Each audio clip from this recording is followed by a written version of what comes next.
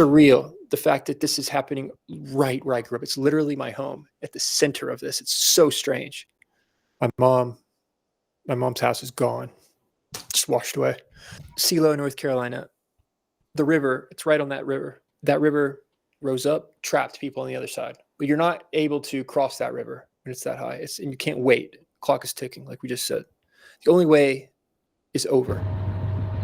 Why is Tim Kennedy being told he can't take that helicopter when there is a landing zone? Now they're being told that we need predetermined flight. We need the logistics. These overly detailed. You can always bog something down with bureaucracy to kill it. The volunteer side, I mean, if you're not like search and rescue, a helicopter pilot with a helicopter, and even that, it's getting really weird with federal agencies not allowing some people to do things. I don't understand it. It's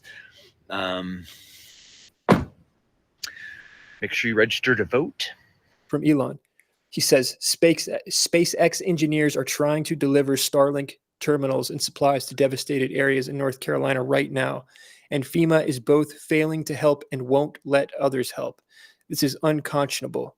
They just took this video a few hours ago where you can see the level of devastation. Roads, houses, electricity, water supply, and ground internet connections completely destroyed. FEMA wouldn't let them land to deliver critical supplies. When I bring this up, people claim that this is misinformation. Okay, Mr. Buttigieg, well, he's claiming, no, we'll stop it there, people. For those of you who don't know, this is Warren Smith. For those of you who don't recall, the internet memory is mildly short. He was the former teacher, I think they have since severed ties with him, who went viral for teaching a kid how to think critically about, let me just move this here, about whether or not J.K. Rowling is transphobic. He went viral for that. He's from North Carolina. His family's in North Carolina. Family lost their home, just gone. And I don't know what type of insurance people up in the mountains had or have in terms of, whether or not it's going to be adequate coverage. But these people were mountain life, mountain insurance, which I don't know that it covers this type of flooding, and I'm not sure that it does. And he's giving his firsthand experience now, at least through his parents. Tim Kennedy, for those of you who don't follow him, I think everybody knows who Tim Kennedy is. He's amazing, been on Rogan a bunch of times. What he's doing now is what he was made for. And he's reporting from on the ground what we are all hearing. And then we're being told it's not happening while we're seeing it happening, being told that it's happening. I am hearing from people on the ground who don't necessarily want to come public just yet, that a lot of this stuff that we're hearing is in fact true, that FEMA is in fact appropriating supplies that were donated, that FEMA is in fact excluding people from rescue missions if they're not, as Warren Smith explained, certified, whatever. So we're hearing this while being told that it's not happening. And yet we're hearing now also that people are quite literally being left to die. We're hearing that FEMA et al. Are in there bulldozing. We don't know if it's to cover up. I don't think you can cover up deaths in this day and age, or whether or not it's to make for safer roads so that people can access these places. But we're being told that FEMA is doing everything it possibly can and is not restricting legitimate help from arriving. Pete Buttigieg came out yesterday and said, no, FEMA's not blocking legitimate rescue efforts. And I don't know if legitimate rescue efforts means anybody who's not affiliated with FEMA being blocked. And just so that nobody accuses me of, taking things out of context or misrepresenting, this is literally what they're telling us right now. While we're hearing stories of absolute devastation, people who are running out of food have been, dire straits is not the word for it. But you got Pete Buttigieg coming up there and saying, no, legitimate rescue efforts are not being hindered. And then the question is, what on earth is meant by legitimate? We're going to talk about it again when Barnes gets in here tonight.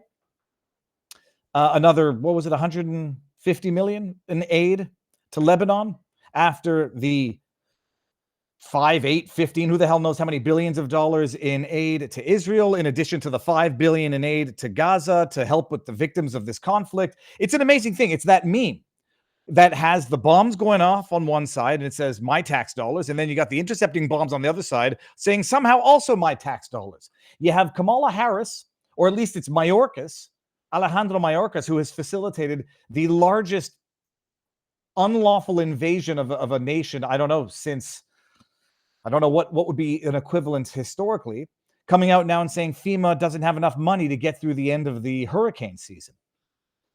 We got another hurricane coming to Florida. We're in the middle, not in the middle, but we're off the East Coast inland enough, and we're certainly far from the West Coast. And it's like, man, but people are getting hammered left, right, and center. They're going to go and try to politicize this in terms of climate crisis and say this is why you need climate change, because if you had paid more in taxes last year, the hurricanes wouldn't have been this bad this year.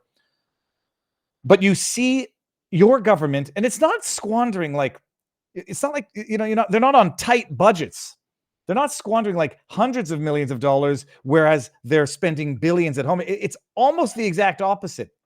They're squandering hundreds of billions of dollars abroad and then telling you at home, here's your $750 and we're going to help you. That's not all. Don't worry. That's not all of it, but that's just to help you through the night. As if money does any good when you have no place to spend it, no place to receive it, and no place to deposit it, and you have no place. And so we're hearing these horror stories, absolute horror stories from the ground while being told that they're not happening. There's a couple of things that I wanted to bring up to highlight for everybody here. What are we left to do? We plebs. I was going to, I'm making the joke. I've got an SUV with 30 some odd inches of clearance. I can drive through water. I can drive over trees. But like I'm told, you don't go up to North Carolina unless you're carrying a firearm and prepared to use it for self-defense, because that's how bad it is. Not from like the locals, just there's always pirates, mean-spirited, opportunistic predators who will exploit any given situation for their own good. So I ain't doing that. What can I do from down here? Raise awareness. Trump put up a GoFundMe. Nobody should ever use GoFundMe, and I can't bring myself to do it. So Jacob Wells, Give, Send, Go, told me this is the charity to use. And so I'll remind to take the biggest night of the week. Link to Give, Send, Go if you want to help, raise the funds that the government doesn't have because they've pissed them away financing foreign proxy wars. They've pissed billions and billions. They've lost more money in pissing away hundreds of billions than would have been required to rebuild all of Lahaina, all of East Palestine, and clean it up, and now add to the list North Carolina. And then you're told, sorry, no money for you.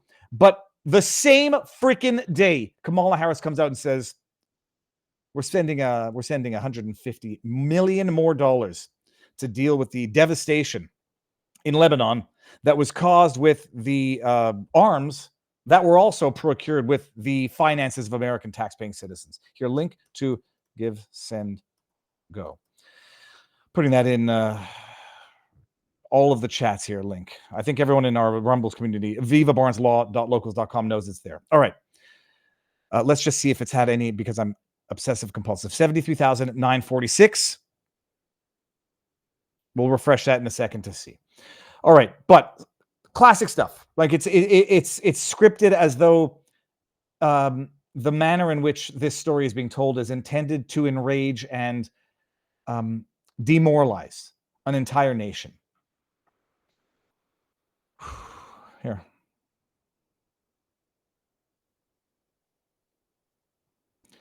Oh, crab apples. Remember, Kamala Harris tries to distance herself from the Biden administration, all of the failures, because she's just VP. There's nothing she can do about any of this. And then she gets out there. I mean, did you notice like Joe Biden is absent and Kamala Harris is the de facto president of these United States of America, telling you that she can't do anything. Her arms are tied, and everything that's gone to hell over the last 3.5 years, she couldn't do anything about the border because it wasn't her administration. And yet now she's just taking over the reins and taking credit for the things that go her way. Biden gave a press conference. Was it Friday? I think it was Friday, October 4. Yeah, it was Friday.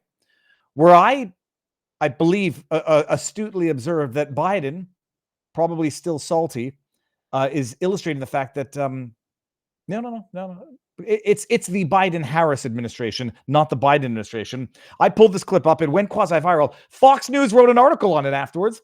And somehow I'm on a blacklist with Fox News. I don't think there's any question about that, probably because of my affiliation with the notorious Robert Barnes. But listen to this. There have obviously been a number of crises that the country has been facing over the past several days with the hurricane, with the port strike, with the situation in the Middle East. Can you talk about how your vice president, who is running for the presidency, has worked on these crises and what role she has played over the past several days? Well, I'm in constant contact with her. She's aware we're singing from the same song sheet. She helped pass all the laws that are being employed now. She was a major player in everything we've done, including passage of legislation which we were told we could never pass. And so she's been, and her staff is interlocked with mine in terms of all the things we're doing. Want to refresh everybody's memory about that just before we head on into the more substantive stuff of the evening. But hold on. Let me bring this one up also. Then we're going to get into the Jewish space lasers, people. Are we 8 minutes in yet? Yeah, we're 8 minutes in, so I can start swearing and I can talk about Jewish space lasers. I'm joking. I couldn't care less about that. Whatever rule exists on. Apparently, if you swear within 5 minutes of a YouTube video, they like demonetize it or deprioritize it. It's a load of bullshit as far as I'm concerned. Bada bing, bada boom. Here, listen to this. Go ahead, Josh. Thanks again for doing this, Mr. President. 2 questions. Joe Biden gave a press conference, and they're like kissing his ass and thanking him for doing. Thank you for the amount of reporters who said, "Thank you, Joe Biden, for doing this." You got to thank the President of the United States of America for giving a press conference during one of the most disastrous, cataclysmic weeks in American history.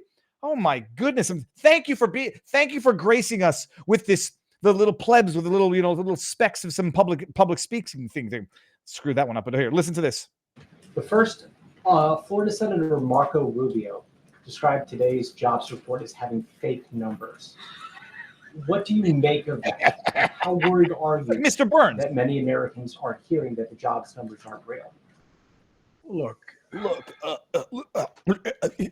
to be very careful here. Yeah, be very careful, Joe. Whatever the hell that means. Notice anything the MAGA Republicans don't like, they call fake. Well, especially when it's fake. The job numbers are what the job numbers are. The job numbers are what the job numbers are. And don't forget that the job numbers are what the job numbers are. And the job numbers are what the job numbers are. Therefore, the job numbers are what the job numbers are. Next question. They're real. We're sincere. They're sincere. What we are. And by the way. What the hell does sincere mean? When it comes to reporting statistics, I don't care if you're sincere or insincere, so long as they're accurate. But when you start telling me that they're sincere, that tells me that you're lying. Like you did back, when was it? August? No, it was earlier than that.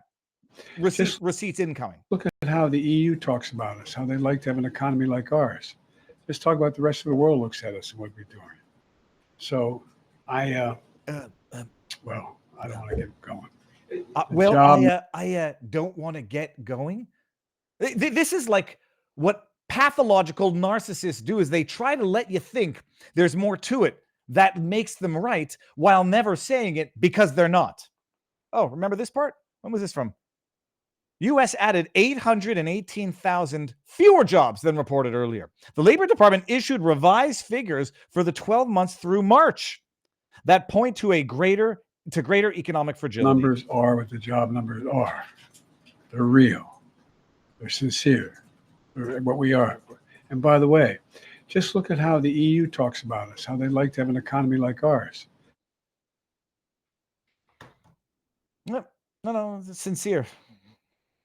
They lie. All they do is lie, and they expect you to swallow their lies. And when you call them out on their lies, then they say, "Oh, all those MAGA folks, they do is they just call everything fake."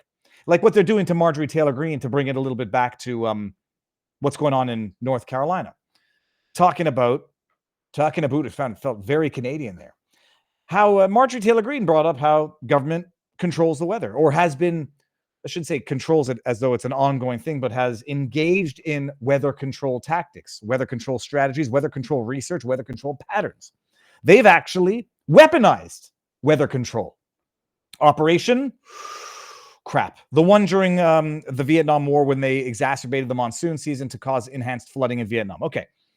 Forget the patents. If you'd seen the episode of The Unusual Suspects, which aired on Friday, you would have seen the thorough discussion of this. They've done it. They've researched it. They've patented it. It's a thing. They admitted it. That guy, I forget what his name is, admitted it at the in 2015 at a conference. But then when Marjorie Taylor Greene comes out and talks about it, then they mock her and they drop the A card, the anti-Semitic card. Listen to this. She said it happens. Whether or not they did it in North Carolina, I personally don't believe it. But to go out and say that it's a conspiracy theory, well, I guess it might be a theory. To go out and say that it's outlandish, scientifically inaccurate, and totally false is itself scientifically inaccurate and totally false. But Marjorie Taylor Greene has been on a tear over the weekend defending her reputation. Why? I'm actually reluctant to show this clip because I know those CBS bastards are going to copyright claim this on YouTube, and I'll have to contest it like I always do and say it's quintessential fair use, you copyright troll bastards. I'll say it in advance. Quintessential fair use, CBS copyright troll bastards. Listen to this. You know, they were talking about climate change yesterday, and now we're learning that scientists and researchers are looking at how to change the weather on purpose. That's right. Lasers now could one day manipulate rain and lightning. CBS This Morning contributor Michio Kaku is a physics professor at City College of New York. Professor, nice to see you. Extraordinary seeing Al Gore and Bill Clinton there together with Charlie, wasn't it? That's right. Yeah. Yeah. They did not get into this discussion, though. But it is fascinating. I mean, lasers really to change the weather? Oh, lasers? Really? To change the weather? I mean, this is 9 years ago. It's not 59 years ago. And this journalist feigning ignorance at what anybody with half a brain already knew. How do they do it? Actually, we should play this out because it's kind of impressive. What the apparently had been tested successfully in lab was demonstrating a decade ago. Listen to this. That's right. Well, as Mark Twain once famously said, everyone complains about the weather, but no one ever does anything about it. Well, instead of doing a rain dance, we physicists are firing trillion-watt lasers into the sky to actually precipitate rain clouds and actually bring down lightning bolts. This is potentially a game changer. But this is experimental. It's experimental. However, in the laboratory so far, it works. When you have water vapor and you have dust particles or ice crystals, you can precipitate rain. It condenses around the seeds. These seeds can also be created by laser beams. By firing trillion-watt lasers, you rip apart the electrons, creating what are called ions, and these ions act like seeds, like dust particles, bringing down rain and even lightning. All right, so they're only talking about rain and lightning. Hold on one second. Directing hurricanes using lasers. Well, this is going back in the day. The man who controls the weathers. There was a patent or research being done on controlling the direction of hurricanes. And again, by the way, I'm not saying that I believe it happened here at all. You know, everybody who wants to criticize the conspiracy theory that this was government engineered or government directed to go for the lithium mine, you know, so the government can come in and claim the destroyed land for the purposes of secure whatever. Everybody who wants to make everybody who looks foolish who's espousing that says, look, anywhere this hurricane, this one, the one that's coming this coming week in Florida, is going straight for Mar-a-Lago. And so there's a famous troll account on Twitter, Liam Neeson. And if you don't know that it's a troll account, people, it's a troll account making the joke, look, we've engineered this one to go. Now we're going for Mar-a-Lago because that looks like the trajectory of the hurricane as it will cross the Wang, the peninsula. But the bottom line, it's a thing. And anybody who says it's not a thing, they tell you that it's not a thing when they've been researching it, patenting it, and as we can now see from a decade earlier, celebrating the technology. What blows my mind is that they want to talk about cloud seeding, you know, so you can reflect the sunlight at the stratospheric level, I guess. And so the cloud seeding technology, which they've been doing, and you know, whatever, the idea is it's going to reflect the sunlight and cool the Earth's temperature. That's fine. It's like anybody who hasn't seen the movie Donnie Darko, go watch it. But there's the awesome scene where they're doing the high school project and the girl and Donnie, I forget her name, they come up with this idea of like constantly not bombarding you, but even when you're sleeping or when your eyes are closed, you know, giving you visuals, giving you videos to continue to train your brain, to learn, etc. And the teacher, who's Noah Wiley, it's a great scene, says, well, what if your brain needs peace, needs quiet, needs no stimulation in order to develop properly? Like, they think about deflecting the sunlight, but I mean, I'm asking questions out loud. Might that not result in more stuff being trapped in the atmosphere from the ground if you have bouncing things out? Presumably it's going to bounce things down as well. So whatever. When you solve one problem and you think you've solved one problem, you might have created another 10. That's what the government is for. But the bottom line, Marjorie Taylor Greene is not wrong. And anybody saying that she's outright wrong, stupid, lying, conspiracy theorist is an idiot. And the idiot of the evening, Sarah Silverman. Sarah said, we got to go down the chain here. Marjorie Taylor Greene says, yes, they can control the weather. It's ridiculous for anyone to lie and say it can't be done. She got community noted because, unfortunately, Elon, for all of the good stuff on Twitter, community notes is a lefty weapon on the platform. Weather manipulation is possible at small scale. For example, cloud seeding. However, weather patterns is general and naturally occurring and cannot be controlled. Hurricanes and other large storms cannot be created artificially with modern technology. Notice nobody really said anything about created artificially, but potentially guided or manipulated once they come into existence. It's an amazing thing what the fact check says and what it doesn't say, but set that aside because I don't know or believe or have any reason to believe that occurred this time around. People are saying because the hurricane got stronger as it hit land and then sat there for an extended period of time. That's not an indication. That's an indication of an act of God as far as I'm concerned, not an act of government, but whatever. The fact check is still wrong. The fact check is opinion. The fact check is argument or community notes, sorry, is an argument and not a fact check. Sarah Silverman says, hi, you're an anti-Semitic pig. Do I get myself in trouble tonight? For those of you who don't know, Sarah Silverman is Jewish. So what some people do, they use the accusation of racism, misogyny, bigotry, anti-Semitism as a shield and a sword. But I had to reply to Sarah Silverman. I don't have the reply here, but it doesn't matter. It's like, oh, I didn't see anybody mention Jew. Hey, you're an anti-Semitic pig. I'm sorry. Is the first thing you think about when someone accuses the government of controlling the weather the Jews? Because if that's the case, Sarah Silverman, you might be the anti-Semite.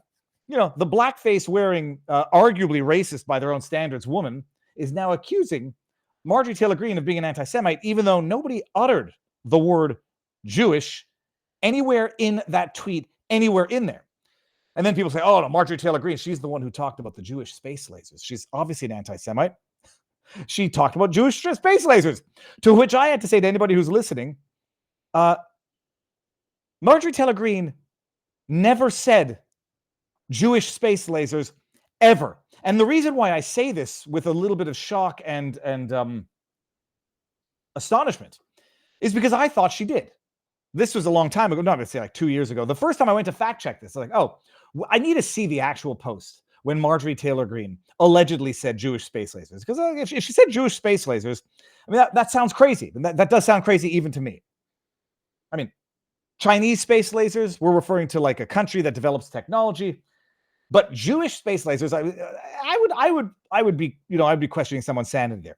She never said Jewish space lasers ever. And somebody who is, I can't see it because they blocked me. The people block me and then reply on my threads, on my tweets, making accusations against me. And I said, this dumbass replies to a tweet of mine and has me blocked. Courage. If I weren't blocked to this dumbass, I would tell him I can't forget about the whole Jewish space lasers thing because Marjorie Taylor Greene never actually said Jewish space lasers. Just another idiot creating false memories from fake news that he reads that makes up quotes that never actually existed. And it's worth reading her original post on this.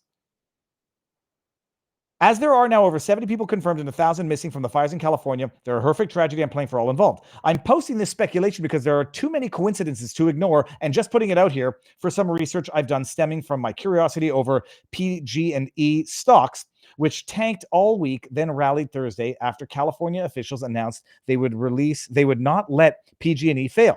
I find it very interesting that Roger Kimmel on the board of directors of PG&E is also vice chairman of Rothschild Inc., international investment banking firm. I also find it interesting that long history of financial contributions that PG&E has made to Jerry Brown, who I don't think is Jewish, by the way, because we're going to get to this afterwards, over the years and spent millions in lobbying. What a coincidence. It must be that Governor Brown signed a bill in September 2018 protecting PG&E and allowing PG&E to pass off its cost of fire responsibility to its customers in rate hikes and through bonds. It might also just be a coincidence that the fires are burning in the same projected areas that $77 billion in high-speed rail project is to be built, which also happens to be Government Brown's pet project. And what are the odds that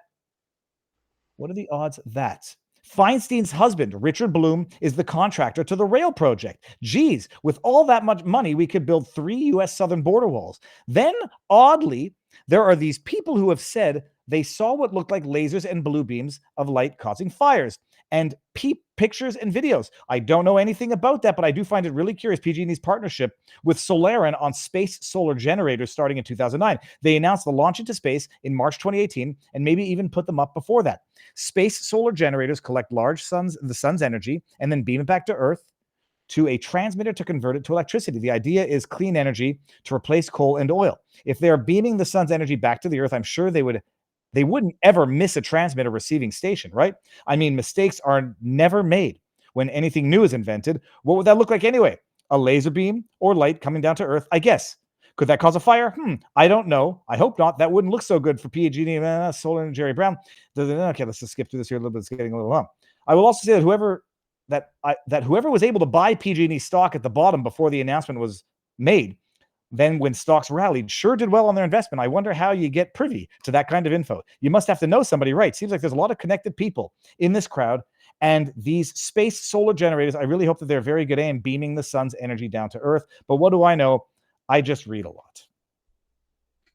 Anybody notice like one word? In fact, two, in fact, three. The entire Jewish space lasers is absent from that post. What's amazing about that post is it actually mentions people who I'm fairly certain are not Jewish, or at least some.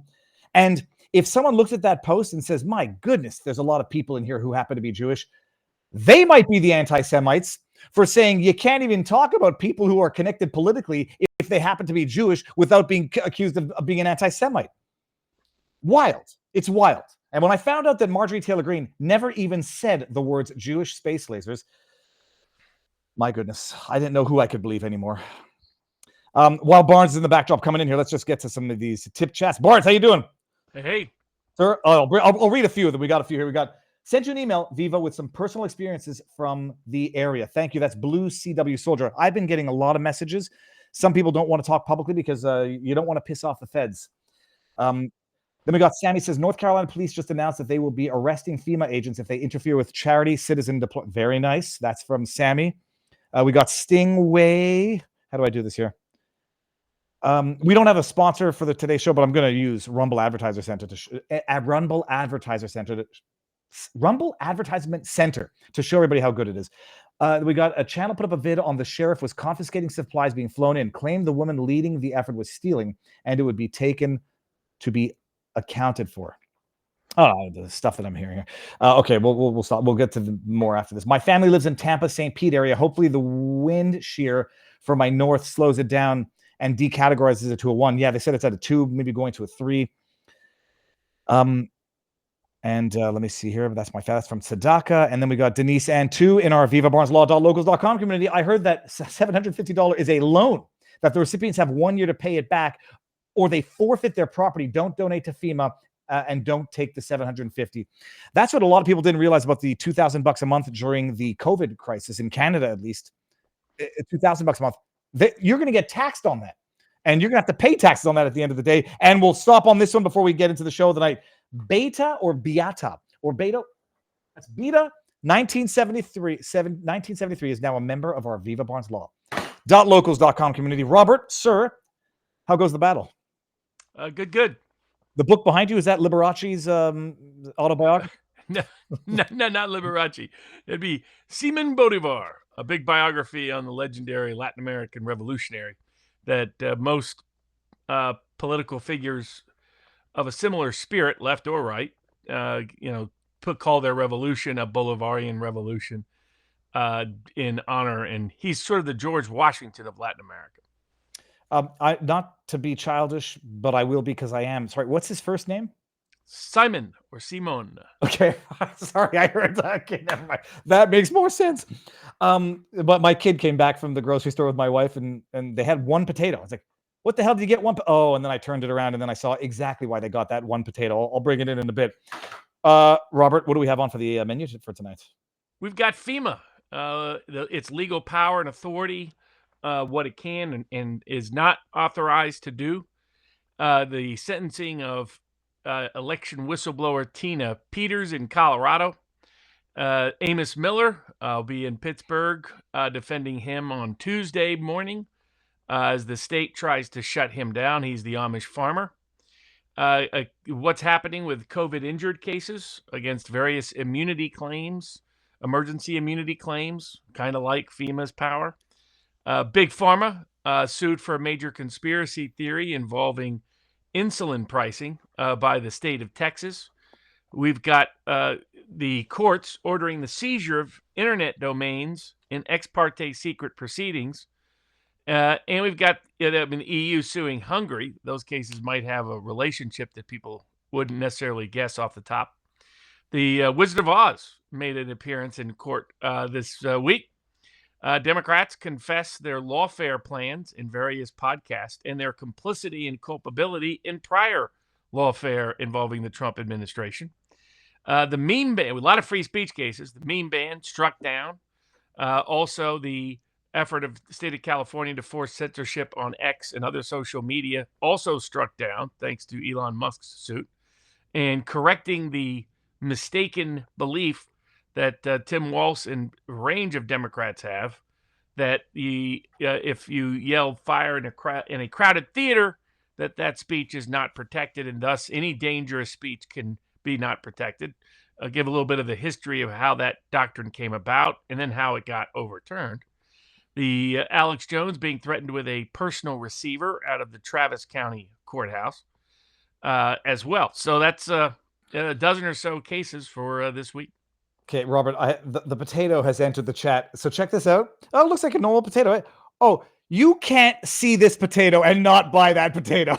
So proud of my kid. And I'm gonna stick it on like a Barbie doll, because that is a butt cheek right there.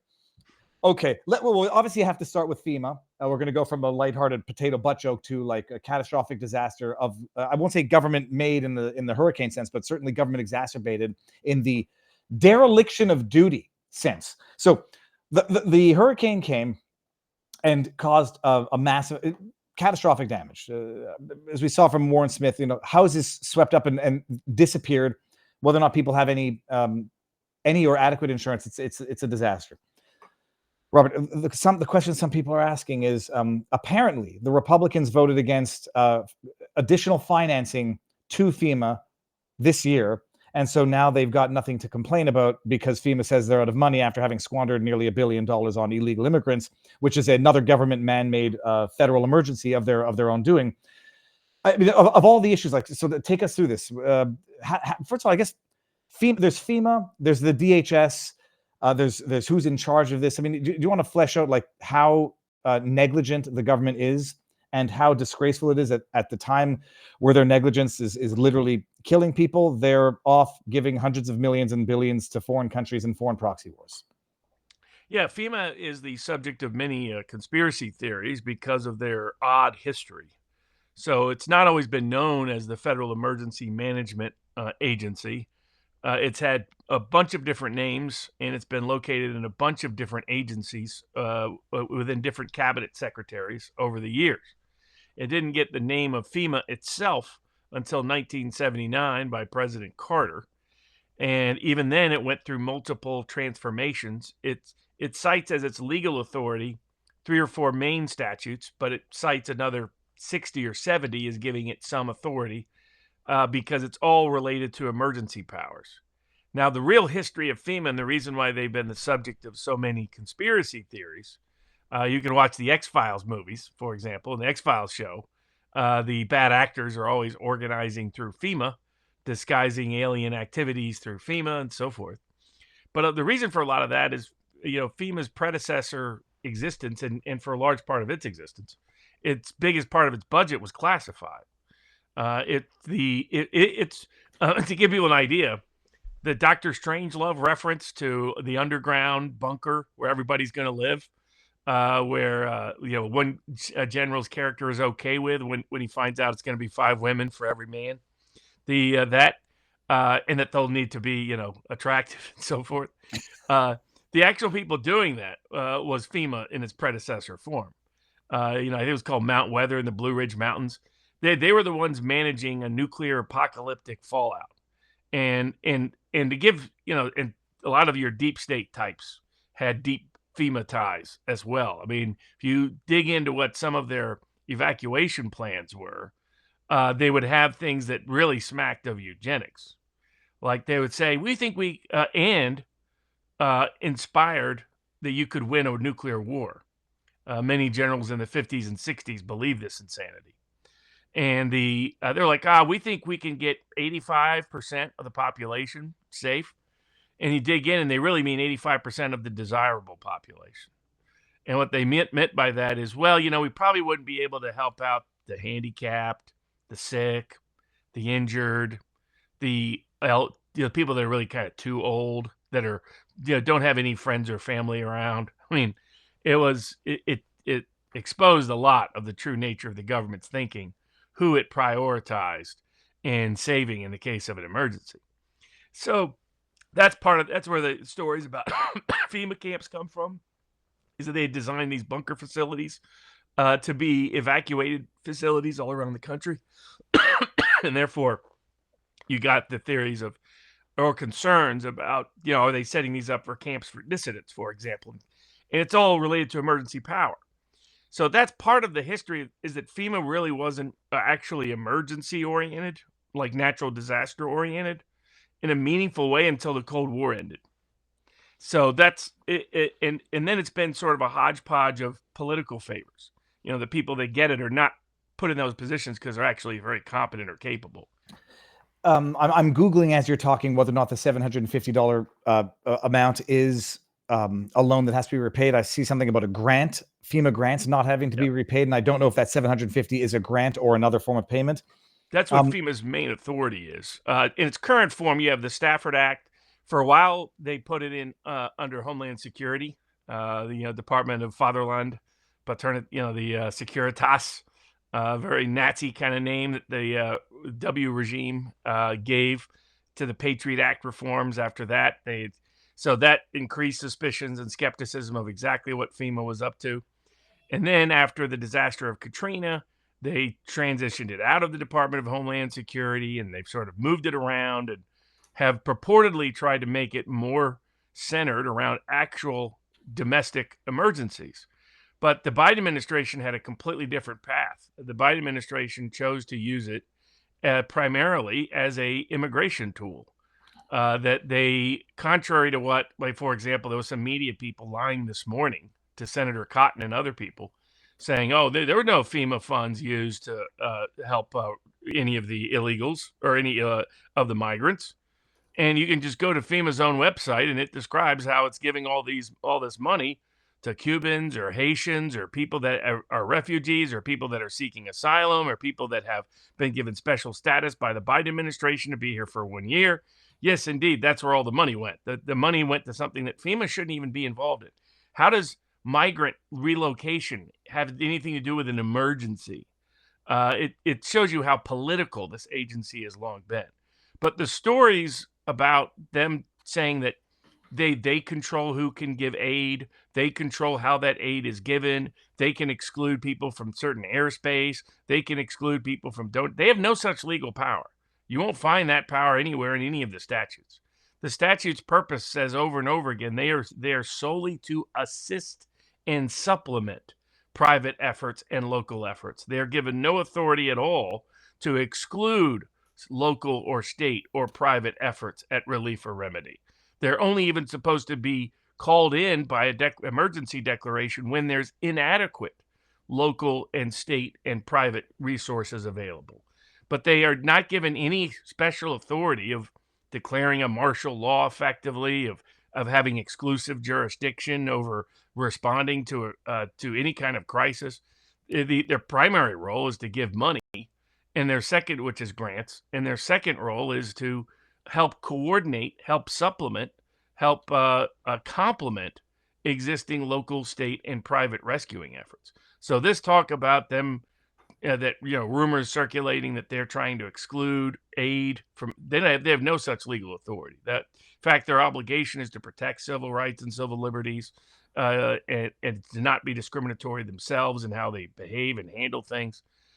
So if you're hearing any of that, it's like the local sheriffs made clear if anybody was doing that, they would arrest those people because FEMA people have no such authority to do it. The other main thing that FEMA does, aside from create funds for people, is and help coordinate federal resources. For example, that you can enlist private contractors, you can enlist local government workers, you can enlist people from other federal agencies to help coordinate. That's all they're there to do, is to supplement and assist and coordinate and provide grants. They have no other purpose or role. And to the degree they're claiming any such purpose or role, that far exceeds their legal and constitutional authority. Let me bring something up here because I want to fact check in real time as well, where the rumors are funding for FEMA disaster response was diverted to support international efforts or border related issues. Like the fact, okay, this is the fact. This is false. No money is being diverted from disaster response needs. FEMA's disaster response efforts and individual assistance is funded through the Disaster Relief Fund, which is a dedicated fund for disaster efforts. I don't know if that's true or not, but I presume that's true. Disaster Relief Fund money has not been diverted to other non-disaster related efforts. Robert, why do I feel like I'm reading a freaking shell game being played by Bernie Madoff? Because they start off with a straw man argument. No one's saying that funding for FEMA was diverted to international efforts or border issues. They're saying it was used to help immigrants. And there's no doubt about that because FEMA acknowledged it. So they start off with a lie. So a straw man is you take somebody else's argument and you create a fake version of that argument so that you can knock it down, hence a straw man. But it's a fake version of your opponent's argument. It's not the actual argument. This is what so-called fact checkers do all the time. Nobody lies more than fact checkers lie. They create a fake claim that they then rebut, and they then rebut it with a fake argument. So FEMA has designated part of their disaster funds over here. So all the funds that they diverted to immigrants didn't come from the disaster funds because they diverted it before it ever got there in the first place. Ha ha! See, we proved your fact check. These people are such a joke and an embarrassment, and they don't even realize it. They don't even realize that everybody knows they're lying. That the only people who believe them are their own audience, their own crowd, their own liberal media constituency. Nobody else does. And so it's just nonsense. You can go to FEMA's own site, and FEMA identifies that they're helping refugees. They're funding all these people that the Biden administration has brought in, Haitians, Cubans, asylum seekers, refugee seekers, etc. That all that relocation that happened in places like Springfield, Ohio, is being funded by the Biden administration through congressionally authorized resources to FEMA. And FEMA's not supposed to be in the immigrant resettlement business. But the Biden administration chose to, and that's where all the money went. What's amazing thing is they make up the lie, they fact check the lie, and then in separate articles from propaganda media, they have to acknowledge the lie. Mayorkas warns of low funds for hurricane relief after FEMA spends $690 million on migrant crisis. And their liar of an answer is going to be, well, we didn't spend that $700 million from the disaster relief fund. We spent that from the aggregate budget. So therefore, when we say we didn't take it from this pot, we took it from this pot, but now we don't have any money left for you guys.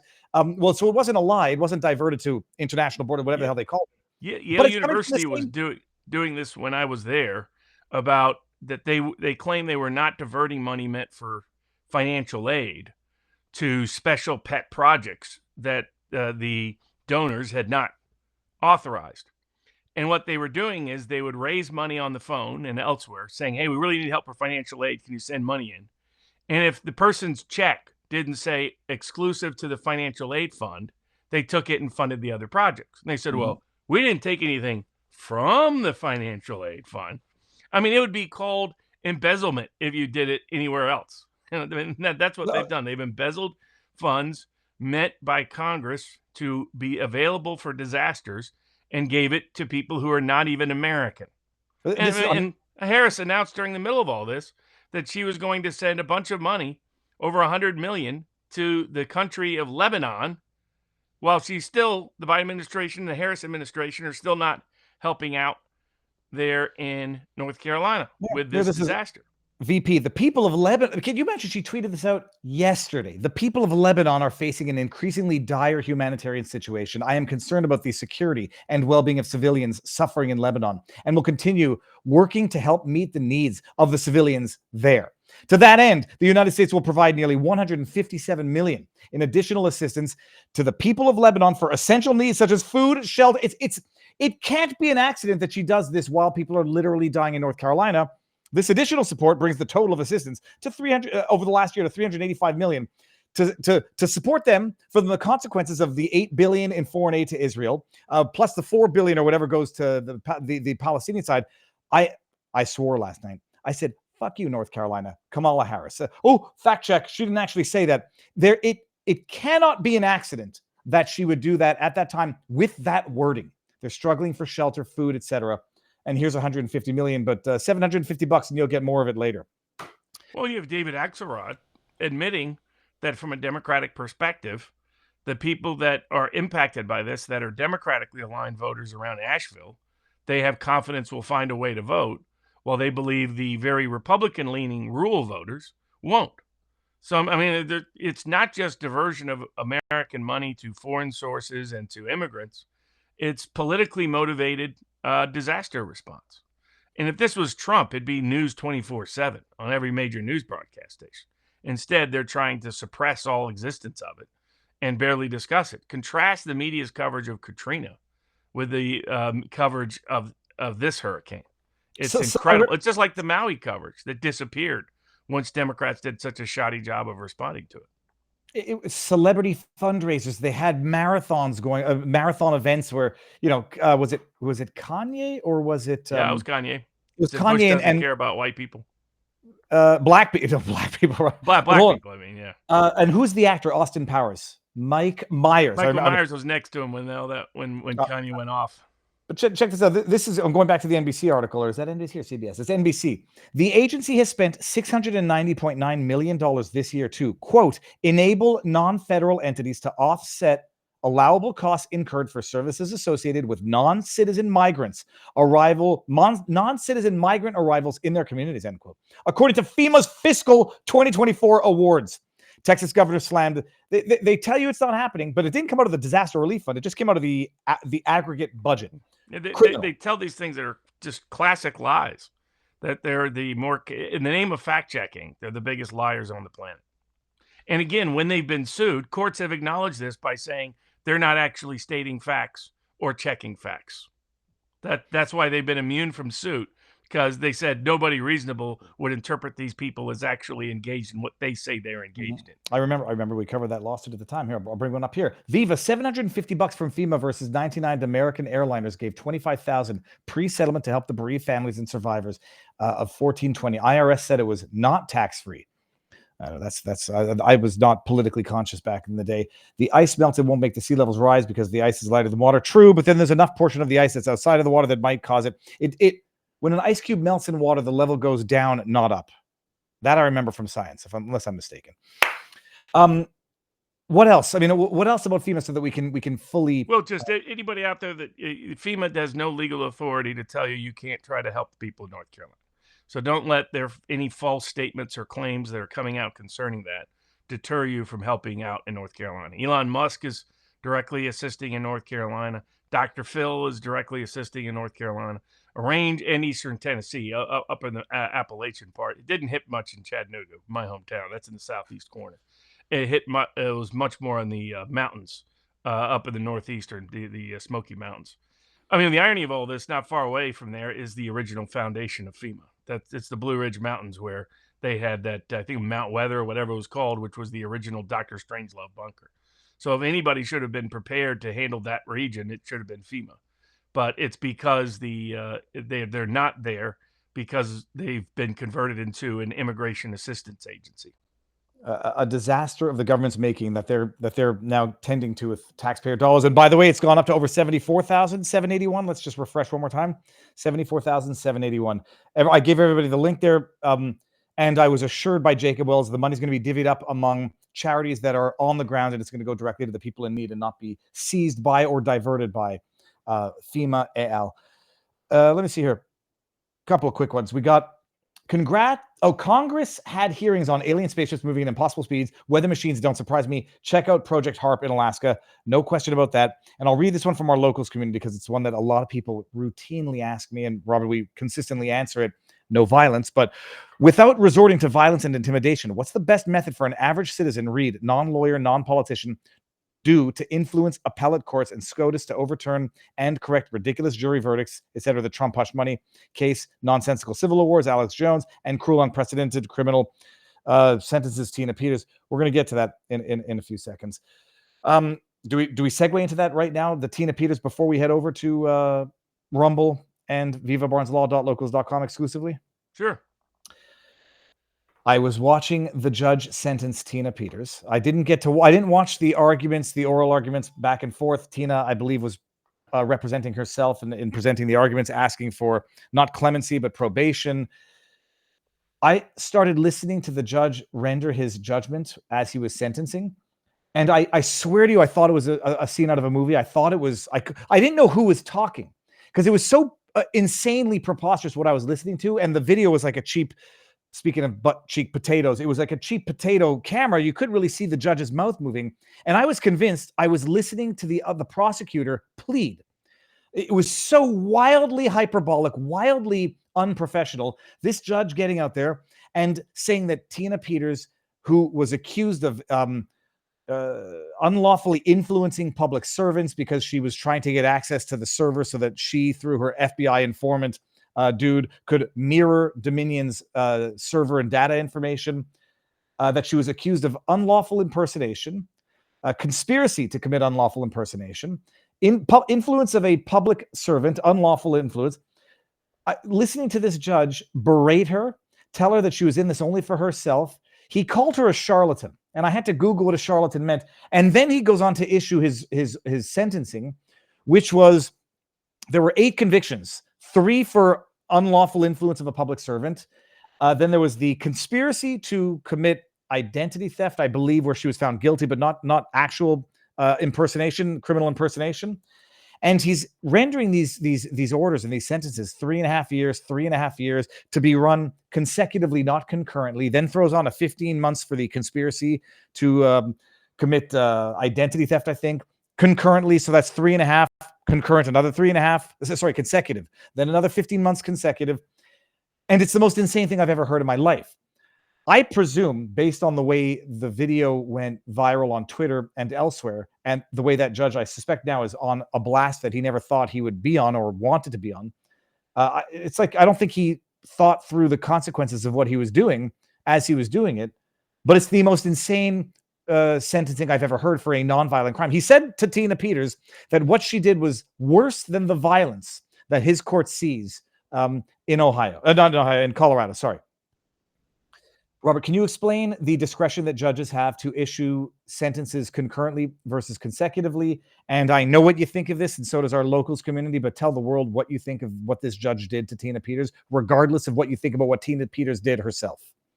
Well, historically, the right to sentence defendants in a criminal case was to be determined by a jury. In my view, that's what the Constitution intended. People remember the famous "Give me liberty or give me death." Patrick Henry led to the acquittals of a tobacco farmer who wasn't paying the tobacco tax. What they don't know is it wasn't for an acquittal. It was for the jury to issue the lowest possible sentence because the jury controlled sentencing.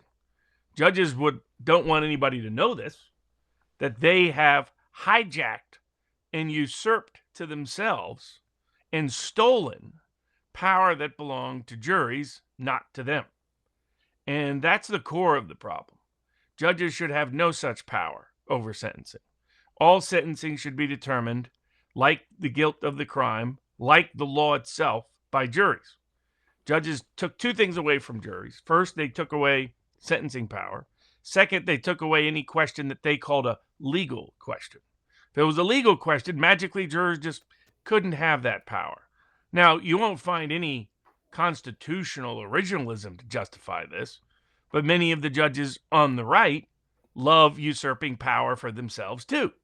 And consequently, they have been intellectually dishonest about conceding this fact. And people just take it for granted now in the legal profession that judges should control sentencing and judges should control legal questions when constitutionally they were never intended to have either authority. You won't. In fact, one of the big objections that led to the revolution, that led to the Bill of Rights, was these kind of colonial administrator type officials usurping decisions about guilt, usurping decisions about fines, usurping decisions about sentences.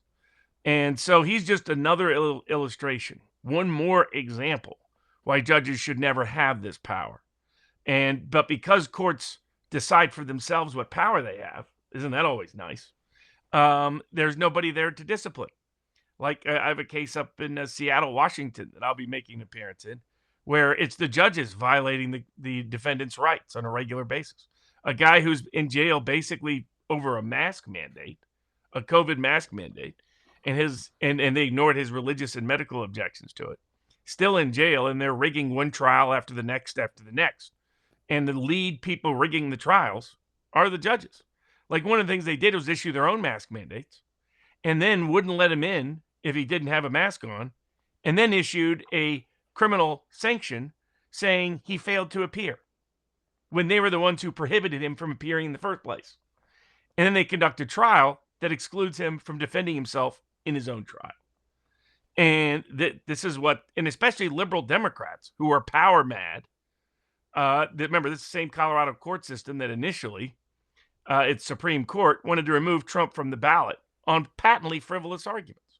The only people that are interfering with civil rights, civil liberties, and election integrity in Colorado are the judges themselves, and they're the ones who belong in prison like this scumbag does. He should be impeached, then he should be indicted for civil rights violations, and then he should have his rear end put in prison for 9 years, because that's what a constitutionally honorable country was. This man is a disgrace to the bench, but he represents what liberal Democrats represent on the bench. And he represents the dangers of ever giving judges any power at all, because they will abuse it, because they always have. It's the only tradition with giving small elites any degree of power. They won't do it out of good conscience. They won't do it to protect the individual rights or liberties. They will misuse and abuse it, as they have throughout our entire history. And this judge is just the latest example of that. His sentence is insane. And here's a judge who's going to let rapists walk, murderers walk, drug dealers walk, pedophiles walk, because he cries deeply for them. But someone who challenged the election integrity in Colorado, 9 years in state prison because he doesn't like her speech, as he was stupid enough to say from the bench. Let me just illustrate that you're not being hyperbolic in what you're saying about letting the rapists out the door. He literally said in his sentencing diatribe that Tina had none of the other factors, basically mitigating factors. She wasn't a drug addict.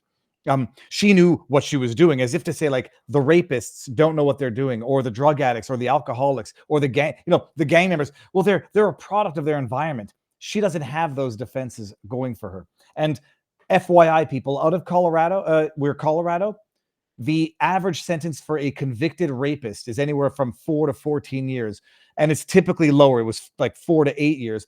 So Tina Peters, nonviolent, first-time 69-year-old woman. 69-year-old woman, Gold Star mom. She was exposed, whatever you think of her actions, believed she was blowing the whistle on corruption and fraud in the election of 2020, is going to serve twice as long as the average rapist in Colorado. And this judge is proud of that fact. Explain that where people were picking up on that. And I can't say that I picked up on it the first time, where the judge said, specifically, like, while you were exercising, he said basically, it doesn't protect your words. I think that's almost verbatim what he said. She did, it does not protect her words that came out of her mouth. I know. And I mean, it was just, this is why we took the Owen Schroyer case, the 1776 Law Center, on behalf of Owen Schroyer to the Supreme Court, try to get the Supreme Court to take it, because judges were starting to sentence people based on their political beliefs, based on their political speech. That's not supposed to happen. That First Amendment prohibits it. But once the Supreme Court sat on its lazy rear end like it usually does and didn't take the case, judges like this feel empowered. Judges like this are like, all right, now we can get going. The people interfering in the election are judges. the people trying to contaminate our election are judges more than anyone else. It was the judges who failed to discharge their duties to hold meaningful election contests in Georgia. It was the judges of the Supreme Court of the United States that failed to take the original action that was joined by a near majority of states and a near majority of members of the House of Representatives and a bunch of senators and leading legal scholars, and they were too scared to take the case. And the only Alito and Thomas dissented from the failure to take the case. So I mean, all the rest were wusses. They're like, we don't want to get involved. And what all that has done is allowed these liberal authoritarians that will feel all sympathy in the world for the sickest psychos on the planet, because they're part of the dependent constituencies and classes that they get to control and govern, and are enraged by the independent people who expose the corruption and fraud of the system. And that's why these judges that are supposedly liberal judges are some of the nastiest, most vicious, most vile, fascistic authoritarians you'll find on the planet. The gap between a fascist and a communist is a very thin line. And what you're seeing is who and how these judges act. They're going to weaponize their power, their control, to imprison their political dissidents and political critics, and be proud of it and want to brag about it to the world and expect that they will be cheered and declared heroes and be given special foundation scholarships and grants and all the rest for being these great noble jurists who stood up against the election whistleblowers, which is what she was and who she is. But by the terms of the sentencing itself and the law of Colorado, he radically deviated from it. He radically deviated so badly, and he was so explicit in his political prejudice and so explicit in wanting someone punished for their speech and as a message to deter other people's speech, that even the commie courts of Colorado are probably going to have to overturn this verdict and overturn this sentence, because he also rigged the entire trial so she couldn't present a defense. I also want to highlight, because the retort or the steel man is, "Oh, Viva, she got rightfully convicted by a jury of her peers." To which I want to say, like, convicted by the jury versus sentenced by the politically motivated judge are two very different things. Well, not only that, it confuses power with principle. Never confuse the two. I'm a big champion of the right of a jury trial and of the jury having more power than judges. That does not mean every jury decision is correct. If you defer your judgment about the law or justice, this is what we discussed about the Rekieta case. If you defer to what a judge says it is or what a jury says it is, then you have a completely subjectivist interpretation. And by that definition, the law has no objective meaning, and truth has no objective meaning, and justice has no objective meaning. You're a relativist at heart. And so unless that's what you truly philosophically embrace, then it's not a position that's consistent with any belief in that there's objective truth, that there's objective justice, that there's objective law that can be objectively discernible. And so the fact she was convicted tells me nothing. The only thing that the whole case tells me is it was a rigged trial in front of a biased jury pool by a judge who was preordained to rig the sentencing in ways that contravene the principles of law governing all three. I'll only add my 2 cents to that. Is people say she was rightly or she was convicted by a jury, so you got nothing to complain about. And I'm like, first of all, sentenced by the judge is different. But then the other question is, if a jury knew that they were going to be responsible for having a woman sentenced to basically life in prison, given her age, if she serves this entire bullshit sentence, would they have found her guilty in the first place? So when they want to find someone guilty, if they handle the sentencing, it's a lot easier to control by way of an outcome, as opposed to under these circumstances, they say guilty. I mean, well, I want to bring up Jenna Griswold. Even that liberal jury would have gone with a very low sentence. Absolutely. And that's why the judge doesn't want, that's why the judges took away the jury's power to sentence. They want to control that extraordinary power. They don't want ordinary people to have it. And I would have said the jury might have still convicted her because this is Jenna Griswold's Colorado, and we're dealing with like a jury pool that might be as biased as DC. But they would nobody in their right mind would have sentenced her to 9 years. I mean, nobody in their right mind. 6 months would have been excessive already. And Robert, entertain me. I just want to play the first minute and 2 seconds, including the judge's dramatic pause. Listen to this. I'll share the link with everybody. I mean, it's gone around, but as much awareness that can be raised for Tina Peters right now, you can think she's guilty all you want. People are saying she didn't really expose egregious election fraud because nobody really looked into it. But she's clearly being punished for what she attempted to do. Listen to a minute and 2 seconds of this. Dramatic pause. You have no qualms with violating the court's orders because you're innocent, because you didn't do anything wrong. You were just doing your job. You have no problem trying to kick an officer. Your explanation about what happened is preposterous. It's on video. You have no problem lying to officers. It's happened multiple times. They're recorded conversations. It's just more lies. No objective person believes them. No, at the end of the day, you cared about the jets, the podcasts, and the people fawning over you. You abdicated your position as a servant to the Constitution, and you chose you over all else. Yes, you are a charlatan, and you cannot help but lie as easy it is for you to breathe. You betrayed your oath for no one other than you. It's a whole hell of a lot of confession through projection, Robert. That's exactly what it is. And anytime people think that the outcome justifies what took place, that means you support the ending the verdict in To Kill a Mockingbird. And you're basically a moral reprobate at that point. Anybody who celebrates a jury verdict merely because it's a jury verdict, or celebrates a sentence merely because it was someone in power issued it, is a kind of a disgusting human being, really. Let me read a few of the super chats. Everyone, come on over to vivabarneslaw.locals.com or Rumble. We got Eclectic Deb over on YouTube. It says, in fact, in that fact check on the hurricane, if it's true then climate change is BS, right? Yeah, I guess we can't affect the environment. Benny D says they were dropping dry ice salt into hurricane tornadoes to see what effect changing the humidity temperature would have, increasing, decreasing, how bad it was. The research was started decades ago. Absolutely. I had a court commissioner in the Seattle area tell me, quote, I don't care what the Supreme Court says. We saw that out of Dexter Taylor's case, and then throw me in jail on contempt when I pointed out his ruling was illegal. And then we got Keith Noah says, can FEMA be sued for predatory lending to disadvantaged people?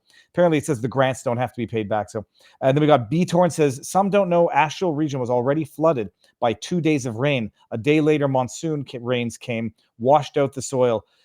Yes, it's catastrophic.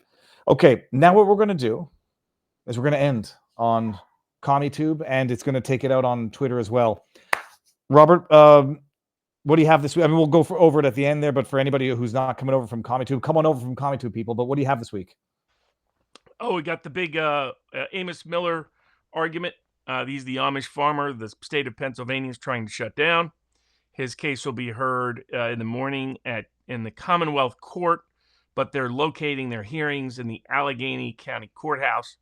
They issued a detailed order about, reminding people they cannot rebroadcast. There will be a YouTube channel where you can listen in, but that will be the only place. There's no rebroadcasting allowed of any kind. That probably raises its own constitutional issues, but that will be another issue for another day. Made clear nobody can bring phones in. Nobody can bring have any shirts that say anything on them. They seem to be obsessed with that, to be honest with you. It was a bit of a peculiar order, but this is the same Commonwealth Court that just tried to change the election rules to favor Democrats in Pennsylvania. So am I confident that we'll get a fair, impartial hearing from unprejudiced judges? No, I'm not. We'll see what happens. But you can support Amos Miller's got a pumpkin pie fundraiser to help support all the different legal costs that he has had to incur in these years of harassment by the state of Pennsylvania and the Biden administration. And maybe the election will resolve some things down the road. But in the interim, they're trying to shut him down. So you can go out to AmosMillerOrganicFarm.com and get what you want today, because who knows whether it's available in a week, depending on what the Commonwealth Court decides to do. The law is quite crystal clear. The ruling of a prior Commonwealth Court judge, the ruling of the trial court judge, is the state does not have the legal authority or the constitutional power to shut down and prohibit a farmer from making his food accessible to willing, informed customers outside the state of Pennsylvania. But, this is a Commonwealth court that twice had to be overturned by a Democratic Supreme Court in Pennsylvania because they tried to change the rules to help Democrats in the election. This is a Commonwealth court that has illegally imprisoned farm workers on Amish farms. So we'll see what happens. I get 7.5 minutes to make arguments. So we'll see how that goes on Tuesday. Unbelievable. All right. I'll be listening, Robert, for sure. Ending on CommieTube and ending on Twitter as well, just because that's how Studio's designed. Come on over to Rumble. Bam. Okay, let me see here. I'm going to go end the stream properly. Now, it's a good segue, or at least you touched on it. What's the latest on Pennsylvania election lawsuits that are ongoing right now? Well, those got resolved. Basically, the Pennsylvania Supreme Court disciplined the Commonwealth Court for trying to intervene and change the rules at the last minute. And they're like, we're not getting involved in this, and dismissed them. So now it's other states where a range of cases are pending instead. So we'll see how all of that turns out, and we'll keep people updated as those cases reach new developments. But there's still cases everywhere. There's cases about who's registered to vote. There's cases about whether you could purge the election rolls like they did in Oklahoma and Arizona. I'm sorry, Oklahoma, and they didn't do it in Arizona. They're not going to in Arizona because the court prohibited them from doing it.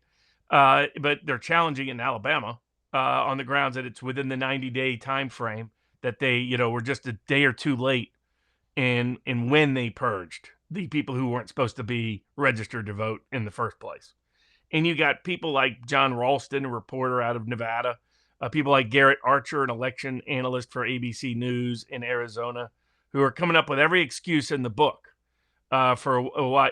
And finally, at least I'll give Garrett Archer credit, he finally admitted his reasoning was he's fine with 100,000 illegals or people voting who shouldn't be, as long as it doesn't deny one person who should have the right to vote from voting. It's like the theory of presumption of innocence. I'm like, that's not how our election laws work. Our election laws care more about the people voting illegally than they do people voting legally. That the goal is to make sure only legally, constitutionally qualified voters vote. And they're dismissive of that because they want to make sure that one person who failed to register correctly or failed to update their file correctly still gets to vote, even if it means tens of thousands, hundreds of thousands of or even millions of people vote who are not constitutionally qualified to vote. And the legal standard should be on the side of making sure only the constitutionally qualified vote, but courts have been all over the place on this. What was I going to do? I forgot to do it when we were on YouTube as well, but it doesn't matter. Rumble Advertiser Center, people. This is going to be two advertisers, one for Polymarket and the other one for Rumble Advertiser Center, which is an amazing thing. Check this out. It's a beautiful rack. It's a beautiful rack. Let's see how we do this. I'm clicking on it. We're running the campaign right now. Let me see here. Polymarket is the world's largest prediction market. Track election results in real time and see who's leading instantly. See odds react in real time to current events instead of days later with the legacy media. This isn't some static poll that's already out of date by the time it's published. It's a living, breathing reflection of public sentiment in real time. No bias or media spin, just pure data. These are not the polls. These are percentage chances of outcome. If Harris is at 51%, she would win 51 out of 100 times if the election were held today. You could use this. I got to scroll my again here. Hold on a second. Let me do this. Sorry, okay, there we go. Now I can see it. You could use this to really drive home how close the election truly is. Market odds reflect the collective analysis, beliefs, and wisdom of thousands of traders reacting to real-time events. It's amazing. Go to Polymarket, people. I mean, I haven't. Well, you can make money betting that the people are wrong that think Harris is going to win, or the margin of victory in states, and you got a range of different odds out there. Polymarket is a subscriber to, I believe, because I saw @Polymarket was on my subscriber list, so I'm guessing it's them.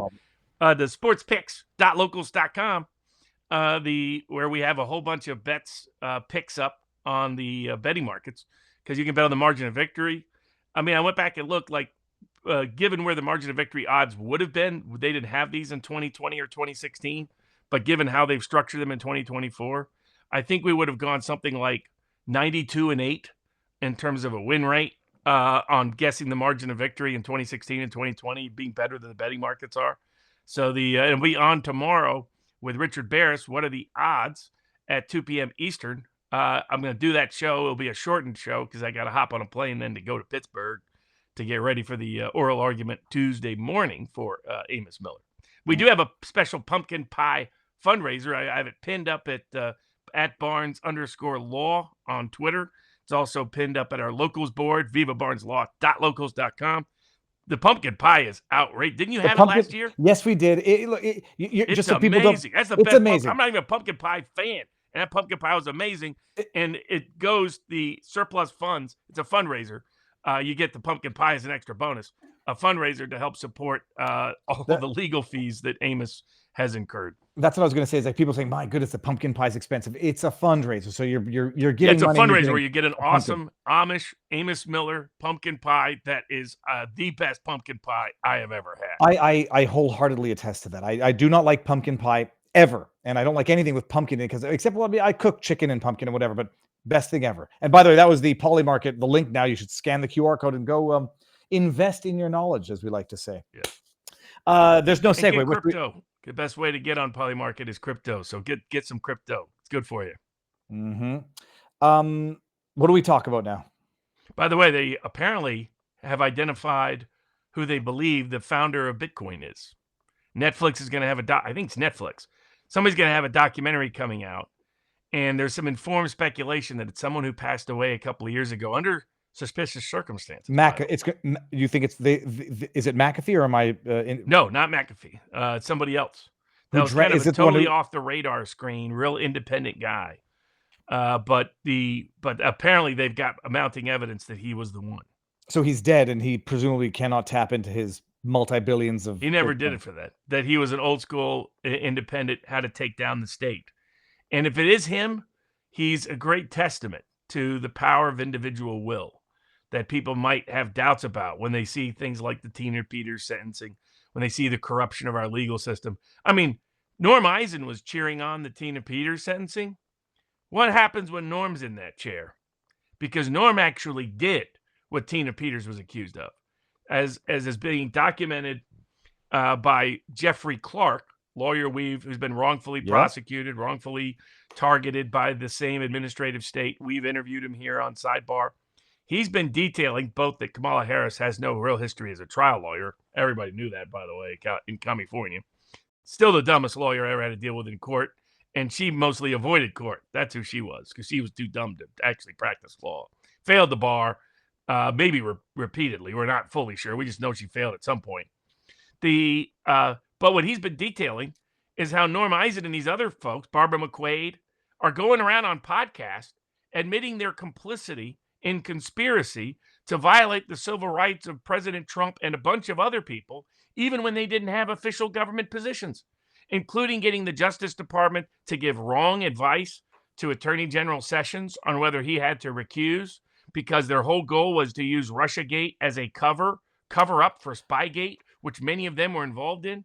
And I just think there's some people that are going to have to, and this has got to include some judges, people that have just got so used to abusing their power and never facing any consequence for it, that it's just as a matter of deterring it from happening in the future. Because a lot of confession through projection with what that speech that corrupt judge in Colorado gave. They need to be the ones in that defendant's chair. And we got to put some of them in that defendant's chair, including Fauci and some of those people as well. But there has to be consequences or we'll never get this thing fixed. Let me, I won't read the lengthy response from Jeff Clark, but let me play just a bit of this, Robert, because I try to internalize this. The revelation was when I truly understood what you meant by the Russiagate investigation was actually a cover-up of the deep state crimes. I'll play a bit of this. But you can't fire people for illegal reasons. And if you are, you can't fire someone because of the color of their skin. That's an illegal reason. I love this legal and analysis. You can't it's amazing. Fire someone if your purpose is to intimidate them.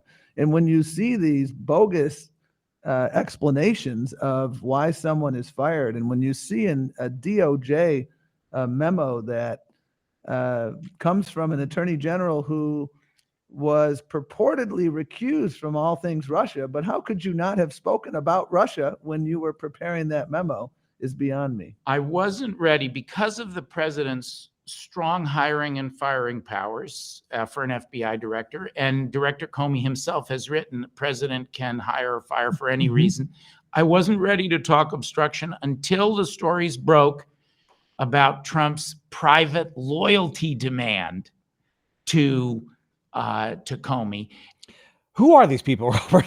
Right, so these are people that are part of the Democratic legal establishment that have been going around on podcasts bragging about how they helped fix Russiagate, how they helped undermine and sabotage the Trump presidency, how they got bad advice, how they infiltrated inappropriately legal decision-making authorities at the Justice Department, in some cases with courts, in some cases with others, the power that they did not have, a right and prerogative that they did not have, a privilege they did not have, to get them to fix the entire administrative state to sabotage the Trump presidency. And that they have been complicit in it on a go-forward basis, that they were complicit in a range of activities to basically try to stage a coup with January 6th. That, you know, each to deny Trump election access in 2024. So, I mean, these are people that are admitting an 8-year plan, an 8-year conspiracy to violate the civil rights of President Trump, many of President Trump's closest allies, and the American people. They belong in prison for life, people like Norm Eisen. What they're admitting is complete sabotage of the American constitutional republic at every single level in ways they did not have the legal privilege to do. You want to advocate for what you want in the court of public opinion? Fine. They're the ones who've said advocacy in the court of public opinion constitutes obstruction. Well, what was it that you were doing then, Norm? By your own admission, you're guilty of obstruction of justice. By your own admission, you're guilty of federal crimes, of major civil rights crimes. Use the confession through projection roadmap of everything they've accused anybody in Trump world of them confessing their own criminal behavior, and it's got to be used against them in the next administration. Some of these people and it needs to be some high-profile names so that this gets the message across, because otherwise it won't get the message across. These people are bragging about their abuse of power. These people are proud of their abuse of power. They think they are beyond the law, and they need to be taught a lesson that they're beneath it. Well, speaking of them, I guess making examples of people, we're going to get back to Alex Jones. What's the latest with Alex Jones? I hadn't heard of any news that the bankruptcy, they're going to liquidate assets come November. At least the judge is authorizing this. What's the latest news of the evening? So the Texas plaintiffs' lawyers are going to the state court and trying to shut down InfoWars before Election Day. So it's not a coincidence they locked up Steve Bannon throughout the election and judges refused to release him early. They see, I mean, this is who these people are. I mean, name the last time a lead political advocate for a presidential candidate was imprisoned on politically motivated charges during the heart of an election season. I mean, has that ever happened in American history? And yet the media is just pretending it's not happening while they have the guts to accuse Trump of planning it. So it's extraordinary, the gaslighting that's going on. But it's similar here. They're unhappy that they're not going to be able to use the bankruptcy process to silence Alex Jones, to own his name and identity, to censor completely InfoWars. And so instead, they're going to the political partisan courts in Travis County that are a joke. The Texas state legislature should consider removing Travis County's power in a wide range of ways.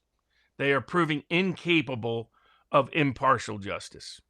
There's no reason why a whole bunch of claims couldn't be automatically removed from Travis County in any politically tainted proceeding. Travis County has proven this now for decades.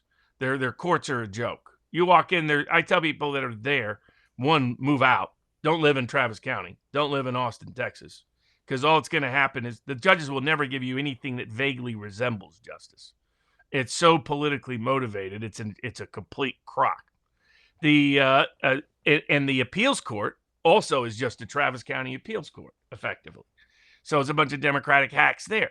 So unless the Texas Supreme Court steps in, which is rare, you're basically screwed out of any sense of justice if it comes out of Travis County. And so these Texas plaintiffs' lawyers have now gone to the Texas state courts asking that anything that's not part of the bankruptcy, a receiver be appointed to take over Alex Jones's life and to try to shut him down that way. But on what legal basis? If it's not part of the bankruptcy, on what legal basis? So what they can try to do, so a state receiver, for what the other problem with this is why there should be an automatic stay of any judgment. That's why I support bail pending appeal as well. I know a lot of my conservative friends don't care for it. Well, then change the Constitution if you don't care for it. Don't try to unilaterally pretend the Constitution doesn't exist. The same is true here, because the only reason why this is even possible is because Texas doesn't have a mechanism, effective mechanism, to stay a judgment pending appeal. So they get to collect on the judgment before the appeal is even heard, which always strikes me as nuts, given what a crock this whole court proceeding was at the trial court level. And so as a collection action, you can request in some states, depends on the state, a receiver be appointed who's given the power of the court to enforce the judgment. And those mechanisms can include all kinds of seizures. Now, there's limits on what can be seized, but my guess is that this receiver, this Travis County courthouse, and these plaintiffs' lawyers won't respect those limits. They can't try to do anything that interferes with the bankruptcy proceeding, as the bankruptcy court has already scolded them for trying before. They want to when the state judge did so. The bankruptcy court didn't hold anybody's feet to the fire and issue a sanctions award, and that was going to encourage them to come back and try it again.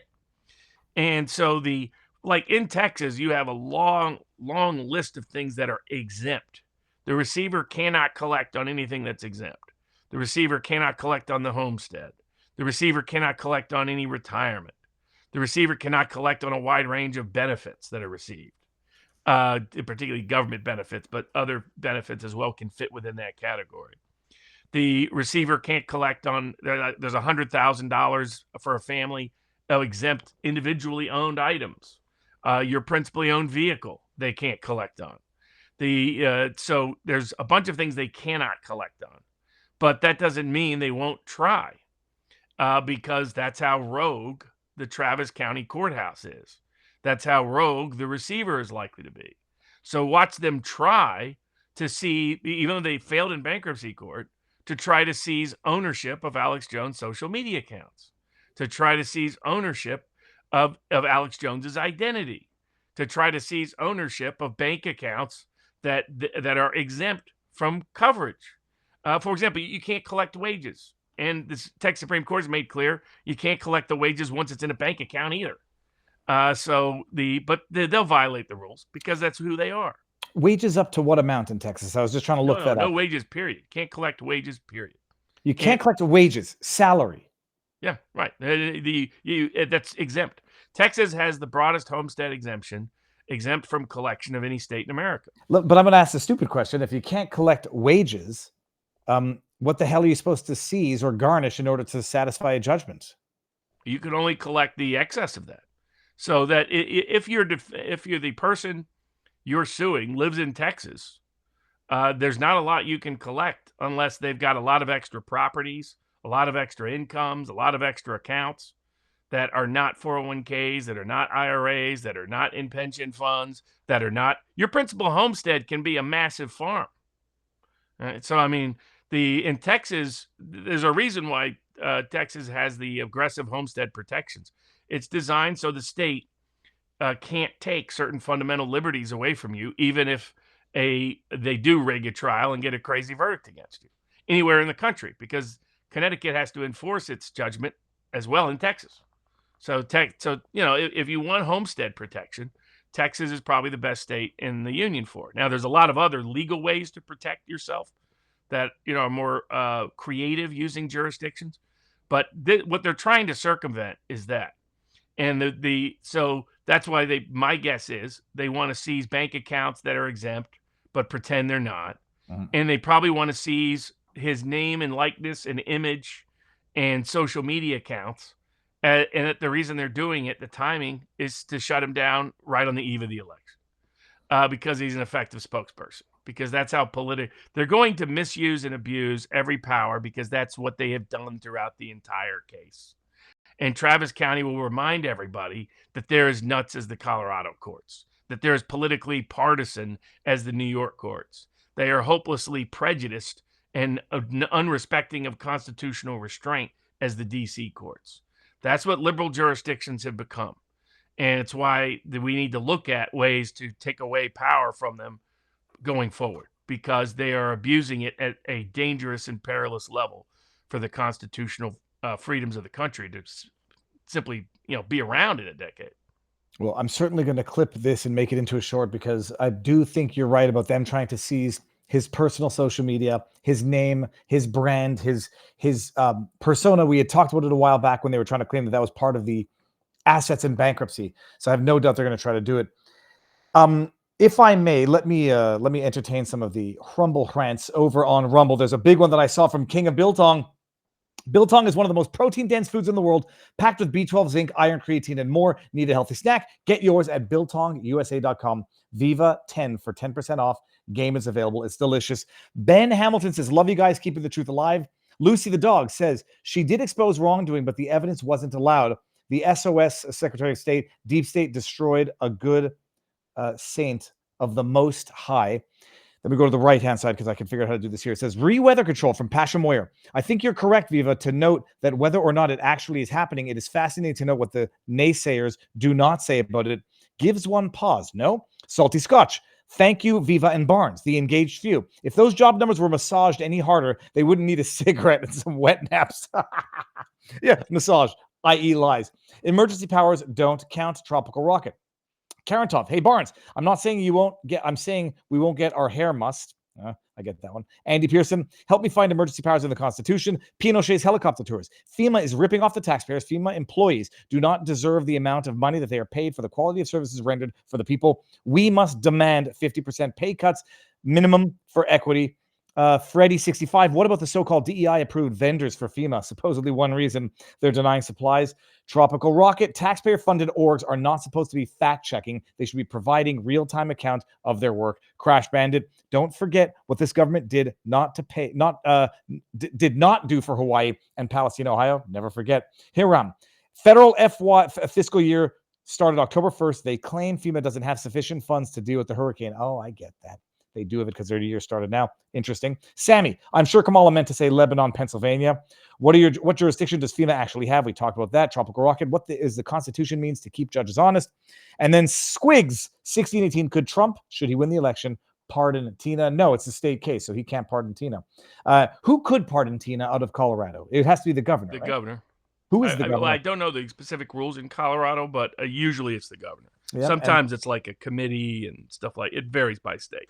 Governor of Colorado is Jared Polis, Democrat Party. They're all hardcore Democrats. And if I look up Jared Polis, let me just do this just for fun. Jared Polis and Alex Soros. Let's just see if we get any pictures of the two. I'll find something. Give me a second. I'll do that in a sec. Speaking of corruption, what do we do? Do we do the pharmaceutical one? It might be good. Yeah, we got that. We got the COVID injured. We got the what's going on in free speech. And there's multiple variations of that. There's the meme ban in California. There's the fire in the theater nonsense from Tim Walz. There's the Twitter suing California over the social media law, reached the Ninth Circuit. There's the EU suing Hungary, while at the same time, U.S. authorities are involved in seizing people's internet domains without any notice or a prior notice of any kind, that even a case exists.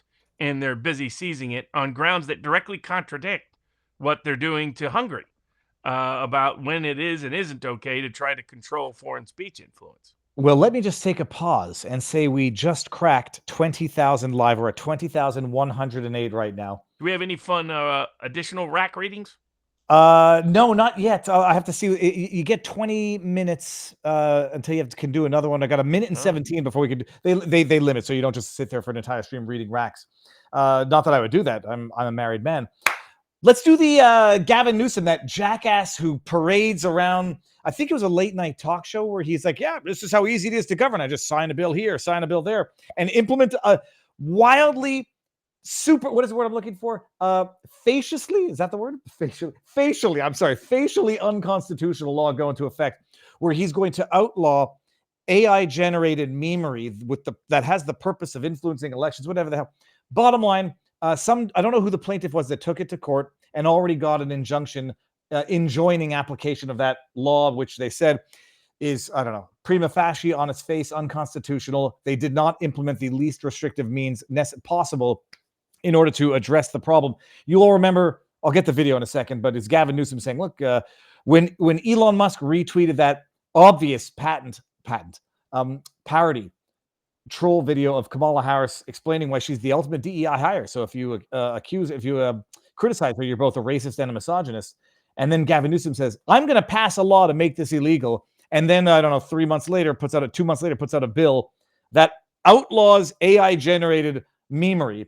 And it's been taken to court and already enjoined from application on the basis of superficial, facial level analysis, unconstitutionality. Do you know who the plaintiff was in that case? I'm not familiar with the plaintiff. Yeah, Coles. I think maybe goes by Mr. Reagan. I forget his Twitter handle, but yeah, filed suit pointing out the things that we pointed out, that the law was likely to get enjoined pretty quickly unless it got all crazy judges, and it didn't. And the court, it did immediately enjoin the law, because it pointed out the state doesn't get to be the arbiter of truth, that the terms were very subjective and vague, that the word harmful, what the heck fire does that mean? That's always been the social media catch-all favorite. Call it harmful, and we can regulate it. And the court was like, no, you don't just get to call it harmful. And in this capacity, noted that, that satire has always been constitutionally protected. Parody has always been constitutionally protected. But went a step further. Now it just made it clear the state cannot be the arbiter of truth, but that protecting election information is not a compelling interest in most cases. And to the degree it is, it's got to be very narrowly tailored. It can't be something like this. And the court was skeptical that it even meets. Like, look, we already have a bunch of tort law and statutes on the books to defend reputational harm, to defend a certain interest in privacy, a certain interest in the in your business model, like copyright laws, etc. It's like the interest in truth in election outcomes is not really a state interest. And if we started calling it a state interest, then that would be very dangerous and precarious for First Amendment liberties and rights. And in this capacity, in part corrected the mistake Tim Walz made during the vice presidential debate, which is where Walz said, you can't yell fire in a crowded theater. Yes, you can.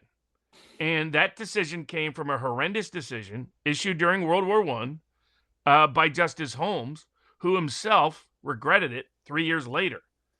Because what it was is he is, like most judges, complicit in suppressing people's civil liberties during an emergency. So if it's a public health emergency or war, judges are snoozing, and the rest of us are losing when it comes to liberties and rights. Ultimately, they would undermine that logic of that decision and then completely reverse it. That decision, that like the law Newsom is relying on, is a law that hasn't existed in America for 60 years, thanks to the old Berkeley free speech movement in part. Where a guy stood up at a Vietnam rally and said, he had LBJ in his sniper rifle, and he was charged with threatening the president. And the Supreme Court said you can't do that. That's speech. The same in the Brandenburg decision, where a Klansman went out and said, let's do all these bad things to black people, and violated Ohio law. And the Supreme Court said that Ohio law violates the First Amendment, because they said it's not whether there's a clear and present danger. But they try to use this, by the way, for courts to try to control lawyer speech or advocate speech. They're using standards that have been thrown out by the Supreme Court for 60 years. The standard is not fire in a crowded theater. The standard instead is you have to intend and the nature of the statements and circumstances be such that you are likely to incite imminent lawless action. So you have to intend imminent lawless action. You have to, in fact, incite it. It has to be likely that you will incite it imminently. Otherwise, it's completely protected. So if you yell fire in a crowded theater and you don't intend to incite imminent lawless action, and it's not likely to incite imminent lawless action, then guess what? You can yell fire in a crowded theater under the First Amendment. Walsh is wrong, just as Newsom was wrong. And that's why the state of California also lost against X for trying to compel them to create a censorship index of how good a job were they doing censoring. They're like, you decided to define censoring. That's a content-driven regulation. That's in violation of the First Amendment too. Well, hold on, but before we even get there, I love that they said you can't scream fire in a crowded theater, and the piece that I was reading is like, well, of course you can if there's a fire, and you still can if no one's going to be brought to panic. And I'm sitting there thinking, yeah, there's 5 people in a massive theater, and one jackass starts screaming fire, and the other 4 are like, there's no fire here. You don't have that restriction on speech. But I wanted to highlight this because it's phenomenally impactful, and it actually says, I think, a lot more than anyone would appreciate the first time reading it. The law does not pass constitutional scrutiny. We're at the injunctive level here, so they haven't had a hearing on the merits yet, but this is, a superficial analysis of it. It does not use the least restrictive means available for advancing the state's interest here. As plaintiff persuasively argue, counter speech is a less restrictive alternative to prohibiting videos such as those posted by plaintiff, no matter how offensive or inappropriate anyone might find them. And the bottom line, it's the old expression. The only counter to hate speech is more speech. The only counter to disinformation is more speech and more information. And that judgment says it, which I thought was phenomenal to read. But for those who aren't familiar with the X Corp, this is Twitter, who was suing Bonta, the same person again, in California. California was requiring Twitter on, what was it, a quarterly basis to divulge its, what's the word I'm looking for? They called it content moderation, but really it was, how good a job have you done censoring this quarter? So because they specifically defined what, they kept saying, oh, well, we're just wanting, public transparency on their content moderation. And X and Musk were like, that isn't what you're doing. You're defining what content moderation needs to be there and how well we're doing the content moderation as you see it.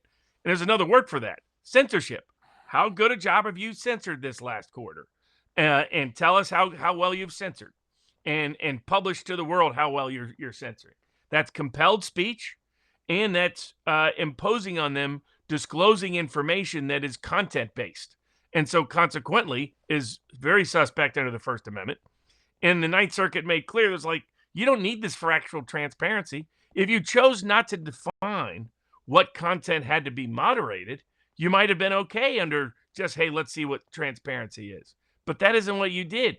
You said, please tell us about this part and this category. It was a censorship index. It was, here's where we expect you to be censoring, and you're going to report to us quarterly on it. And that's why the Ninth Circuit said that law violates X's First Amendment rights. I'm going to show Rack again, only because it's totally apropos for the discussion of the evening, people. Give, send, go. I'll do it for free, give, send, go, but I'm going to show how Rumble Advertiser Center works. And if the hurricane's not so bad here next week, I'm supposed to go up to Orlando for an event sponsored by or put on by Public Square. So bottom line, by the way, give, send, go. Nobody should use Go F Me. In today's world, standing up for what you believe in can come with challenges. That's why so many have turned to Give, Send, Go, the fundraising platform that stands for freedom and backs those who won't back down. From high-profile figures like Jordan Peterson to courageous individuals like Kyle Rittenhouse, Give, Send, Go has become the fundraising platform. What makes Give, Send, Go different? It's not just about money, it's about community and hope. Unlike other fundraising sites, Give, Send, Go offers prayers, personal support through their unique Hope team. Every campaign organizer gets a call offering a prayer and encouragement from a team that truly cares. This is Jacob Wells, the CEO. He's been on the channel. He's amazing. Plus, with the pray button, anyone can offer a message of hope to those in need, making this more than just a fundraising platform. It's a movement. Whether you're raising funds for personal needs or rallying people to a cause that matters, Give, Send, Go gives you the freedom to support who you want to support and those who deserve support. With over 20 categories, 20 categories, currencies in more than 80 countries, and more funds going directly to you. So if you want a platform that believes in you and your mission, give it a go. Give, send, go. GiveSendGo.com. Yeah, Give, Send, Go does great stuff. Done fundraisers on behalf of Amos Miller, the Amish farmer. And one of the reasons why I like the Bolivar image is that from a distance kind of looks like Elon Musk, who joined Trump. This is Dark MAGA in Butler, Pennsylvania, where they attempted to assassinate President Trump. But Musk is doing great work on the free speech side, not only in terms of what he's doing for Twitter and X, but also his embrace of the Trump ticket and the Trump-Kennedy-Gabbard alliance, all of which is critical to free speech, as J.D. Vance mentioned in the vice presidential debate that he dominated rather easily. Oh my God! Did we not talk about that was last? Yeah, we talked about it right after the. Yeah, we were live. Yeah, it was a dominating performance from J.D. Vance. It's only aged better as the week went along. Robert, I was just Googling Amos Miller. I'm friends with school shooters. That was such a bad statement. Even Saturday Night Live made fun of him for it. Not just that, even his correction of it afterwards made it even worse. First of all, what I take that it means is that his mouth is running, but he's not actually processing what he's saying, which is a very big problem. Like, I talk fast, my mouth is running, but I know when I flub and I know I have to come back and correct something, and I do. He's just words. It's like verbal diarrhea. It's like Kamala Harris.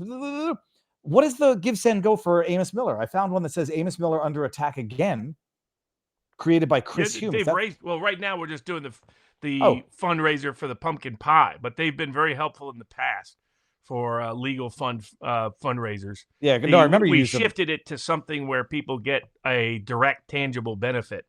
The fundraising is a smaller donation per person, but you're free to give more, of course. But it's a way you get something directly from him and getting a delish pumpkin pie while you still can until the Commonwealth Court in the state of Pennsylvania tries to shut it down this coming week. And we've been ordering it. It's amazing. I had raw milk and raw water buffalo milk, and I'm still alive, Matt. Milk is really good. That is really good. What's amazing is my wife, we were drinking it, and then we had the biggest giggle fest that we'd ever had. It was like there was a certain element of adrenaline rushing through because I did feel like I was breaking boundaries by drinking raw milk for the first time, but it was delicious. What do we move on to?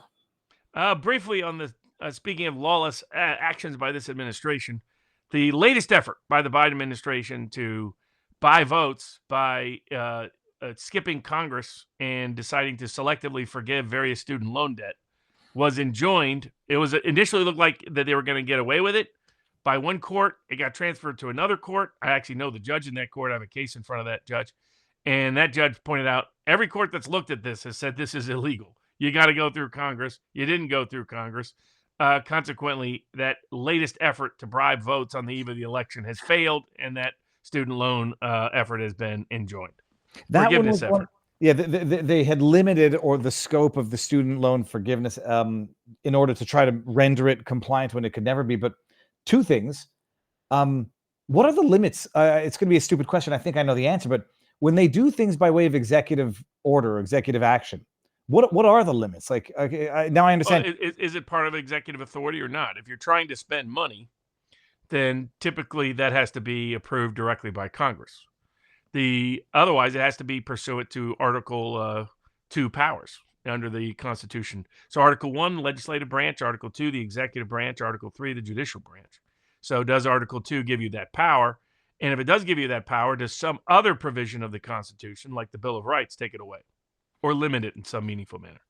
And there'll never be any sanctions, any reprimands for attempting over and over again to violate the law, wasting taxpayer money and litigating it. No, they'll take another kick at the can later down. Exactly. All right.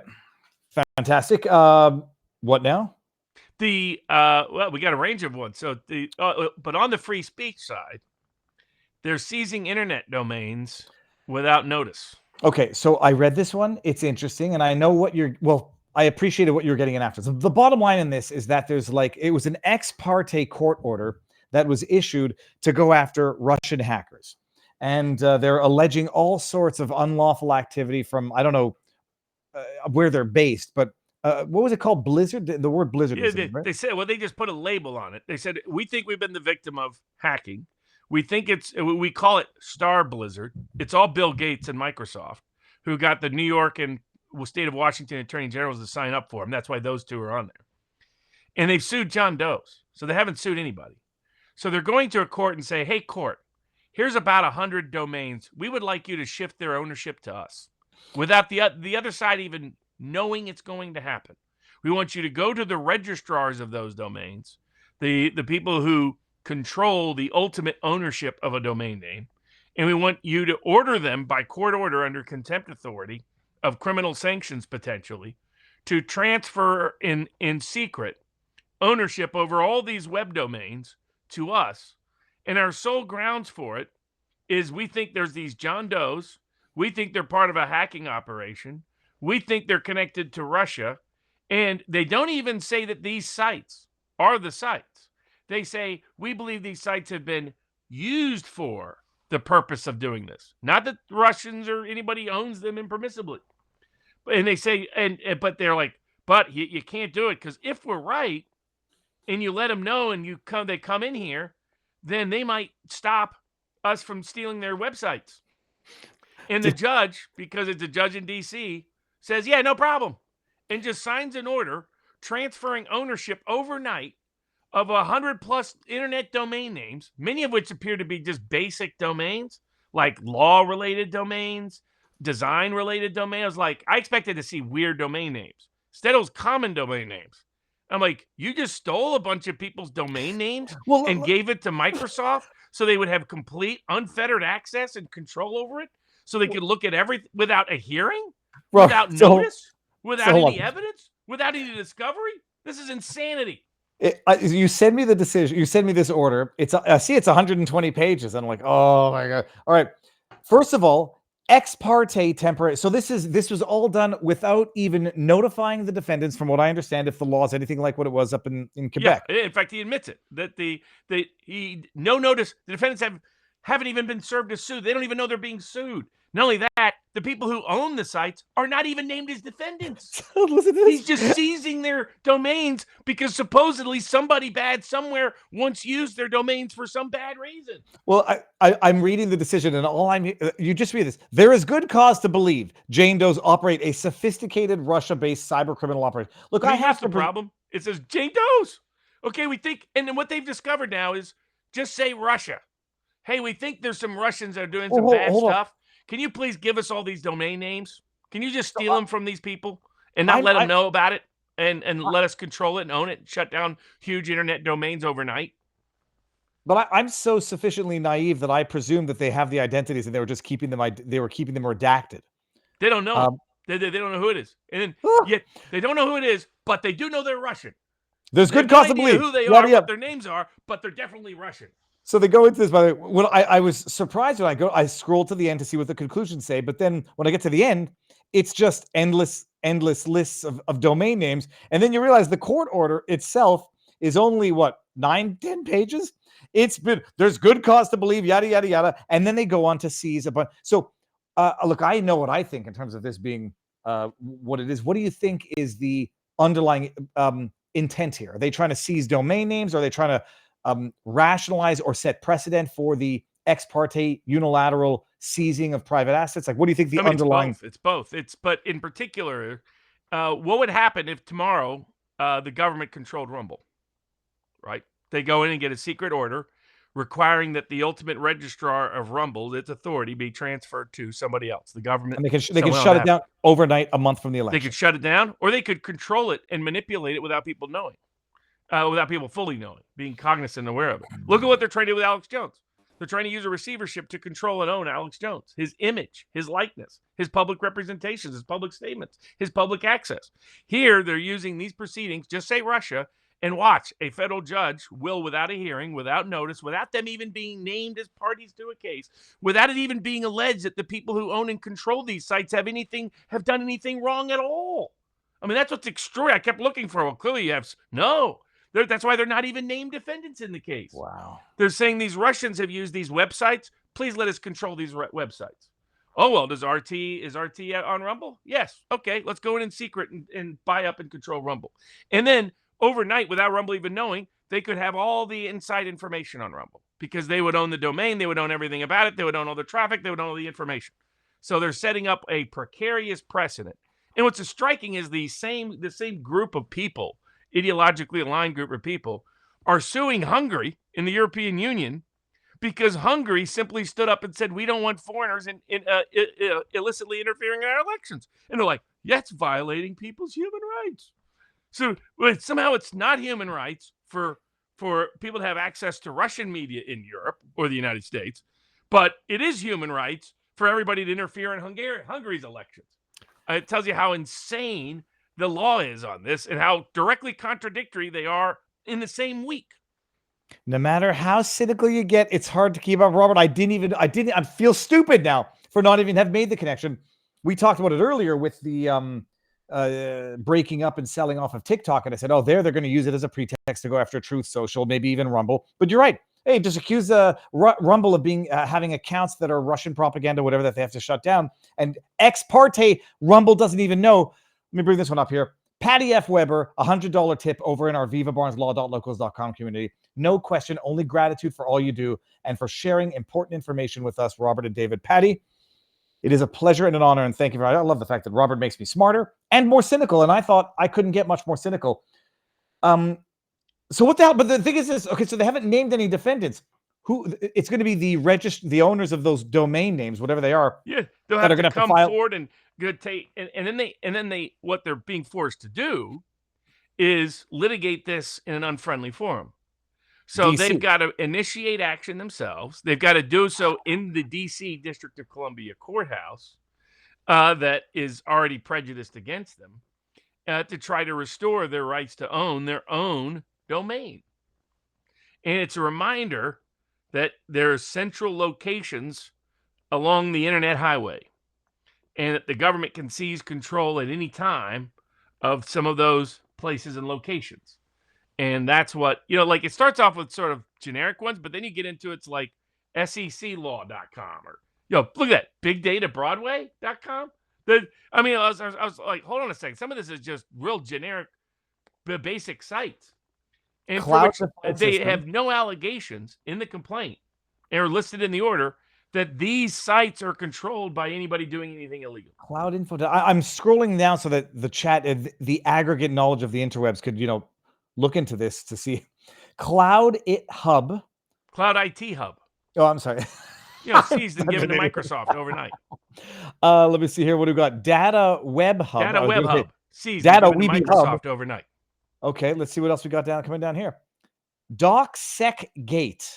SEC Gate. What the hell is my problem? I can't read. eFlux Solutions. Okay, I don't know what the hell that is. This is really funny. This is testing my reading. Okay. Entheogenic MD. Okay, that sounds seems like an MD site. Seized it overnight. Extract or Draw. Extractordraw.com. Seized overnight. Gallet's crypto data. And it appears to be a lot of sites that are involved in securing information. That are, not hacking sites that might protect people from hacking, and all of their information seized overnight and given to Microsoft in the secret Star Chamber-like proceeding. Gateway Docs International. These all, some of these sound like CIA fronts. Whatever. Okay, there's you guys. Chat's got the idea. Wild. All right. So and by the way, European Union, they're suing Hungary for trying to prohibit foreign interference in their elections. Because that violates human rights. Like, really? How does the EU say that with a straight face? Well, not just have EU that is orchestrated to suppress anybody that's pro. I mean, Rumble had to remove itself from France because it was going to allow RT to be on the Rumble platform and wouldn't censor. And these same people have the nerve, the chutzpah, to sue Hungary for trying to keep out illicit. No, but that's and the biggest foreign involvement in Hungary. America would be. I would bet. And a certain American now American, George Soros, who has been trying to manipulate Hungarian politics for decades, as he has bragged about. The I mean, he got his start manipulating Hungarian politics when he was the right-hand man to the Nazis. He was only 13, Robert. He was out of his body. Now, hold on. P. Kirk334 is now a member of our vivabarneslaw.locals.com community. I think, unless you were already, and this is just a donation. Thank you. That's $100. Let me just read a bunch of the chats here. Let me do this. No, he became a member. I can see it now because it's over on the Rumble side where you can join and be a member. Oh, no, that's BuzzDav is now a monthly supporter. Can't read the black on red. Lava20. Pre-sentencing closing statement. Tina mentioned either judge or court gave a guy found with 26 pounds of fentanyl probation only. It's disgusting that no one is talking about this. I'll bring that up. I'm going to find the clip. Inter arma enim silent leges, says Pinochet helicopter service. I don't speak Latin, so if I said something bad, forgive me. Emberglin game. Take out an uppity woman, scare women to never whistleblow, and we lose the majority of people in our system who can check power. That's a good point. And we got King of Biltong. Okay, we're going to get to the tip questions in our vivabarneslaw.locals.com community as well. I'll just bring one up right now. Israel threatening to hit back at Iran hard for its retaliation last Monday. What is the Mideast or World War III risk pre-election, Barnes? We'll see. I think Iran won't escalate at this point. It's so far they do a lot of war theater, Iran. So lots of things they know aren't going to lead to a lot of death. So Israel's escalated against Hezbollah in Lebanon, and we'll see how all that transition. But I don't think that Iran wants a broader war right now. They would like to be seen as standing up for Lebanon and Palestinians and against Israel without the consequence of a direct hot war with Israel. And I think that their self-restraint will most likely limit Israel's response. We got Devil Dogbong who says, Aloha, Viva and Barnes. Love you long time. I never get tired of hearing that. Okay. I'm listening on Rumble because the signal on locals is terrible. Can you please check into that? I absolutely will. Longtime supporter, mahalo, Kathy. Absolutely. And I can't bring up the picture of a dog with his hands on his genitals, but it says, Viva, please say happy birthday to my best friend in the world, Sam. She is 6 years old today. I can't remember if I've posted this photo in the chat before. You haven't, because I would have remembered it. It's a German Shepherd sitting like a lazy pup with her hand over her genitalia. But this is, in my opinion, best demonstrates how unique she is. This is how she likes to sit on the couch. Usually I'm next to her with my arm around her shoulders. Sometimes after I stand up, she stays in this position. For a few minutes, this is how I got this photograph. That's hilarious. All right, hold on. Do we save stuff for the vivabarneslaw.locals.com after party? Sure, yeah, we got 3. We got what's happening to COVID-related injured people because of all these immunity laws that a bunch of states passed. We've got how big pharma with the pharmaceutical industry, in this case, including the pharmacies themselves, have been conspiring to inflate your prices for a wide range of medicines, including especially insulin. Actually, there's a subscriber, Game On. He has his own Rumble channel, Game On. Covers sports each morning, early in the morning, for West Coast time. But he's also a pharmacist. He has his own pharmacy channel as well. And he brought this to my attention that they basically, there's these industries set up that control pharmacy pricing and pharmacy access. And they're forcing people to get the name brand drug rather than the generic version of it. Also forcing these inflated prices. And it turns out they were kickback schemes and the whole thing. Credit to Attorney General Paxton for exposing it. But yes, we got the big pharma case. We got the Wizard of Oz makes an appearance in court.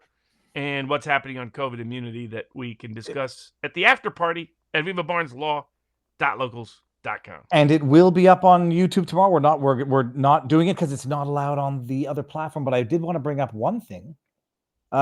Two things. The heck is my problem, man? I know that I have it here. Apparently, I don't. Let me just bring up merch before we go. First of all, everybody, make sure you hit the thumbs up button if you're not coming over to locals from Rumble. Make sure you hit the subscribe button. If you're interested in getting merch, you can go over to get some merch at the store. We've got wonderful stuff and new design. I say it each week is going to keep coming. It's like Jablinski Games. It's coming. We're going to get some new merch. But come on over to vivabarneslaw.locals.com. It's for supporters only, but the entire thing will be available tomorrow because the price fixing on the insulin is shocking and offensive. And there was one other thing that I wanted to do before we headed over there. It was to read a couple more of our tips from vivabarneslaw.locals.com. Viva, I already said I saw that one. Which businesses? Word of the wise. Be careful of those feral hogs. You saw that, eh? Yeah. You know, those things like kill. They can be dangerous. Yeah, that's They're more dangerous than the gators. 1,000%. I was on an embankment. I was on my bike. I mean, I think I could have gotten away into that massive. It was a 300-pound hog. It would have had to like run up an embankment. That would have been a real viral moment of you trying to get away to the pig chasing you. Not the one I want because I'm exactly losing a leg. Which businesses of Alex Jones could we use to support him without the government taking the funds? Dr. Jones Health T-shirts. That's a good question. I don't know. There isn't. All of them are subject to execution at the moment. Then we got, has there ever been any effort to reach out to all the illegal migrants with the ideals of individual liberty and limited government? Special Red. Probably not. Can they try to suspend the election due to multi-states not being able to vote due to 2 hurricanes, then use it to put... That's controlled at the state level, and the short answer is no. There's never been we did an election during the Civil War. So. Yeah, but it seemed, and they commended Iraq for holding elections, while there were suicide bombers going off. But now they would look for any excuse to suspend the elections here. Let me put this one up here. Please find out and tell me how many terabytes of storage are required to hold the public video library of Alex Jones. His stuff, where is it being hosted now? It's on Rumble. Oh, it's also throughout YouTube, throughout Rumble. It's a bunch of places you can download it. All right, one here. Becky, and then we're going to head on over to vivabarneslaw.locals.com. Do you think the P. Diddy case is going to be used against Trump somehow? Newer videos on YouTube mention politicians. If they had anything with Trump and P. Diddy, it would be out already. So I'm convinced they have nothing. They discussed a weak connection to Trump, just raised stronger ties to Obama, at least trying to weaken his support from among the black community. I say no. I think if they had it, they would have done it already. What do you say, Robert? Yeah, agreed. All right. And now they're not going to they're losing votes because the economy sucks, because immigration is a disaster, and because World War III clocks are ticking. That's closer why than they've ever been. You can't fix that with some scandal or whatever nonsense. I'm still waiting for them to come out with the video of Trump using the N-word, which they said they had a while ago, and I said wouldn't matter. Bullshit. None of that would matter. All right, we're ending it. We're ending it now. We're going to go over to local supporters only. If you don't come, not come, can't come, don't want to come, whatever, it's going to be on podcast tomorrow, maybe even later tonight, tomorrow. And the entire stream will be on Viva Clips tomorrow.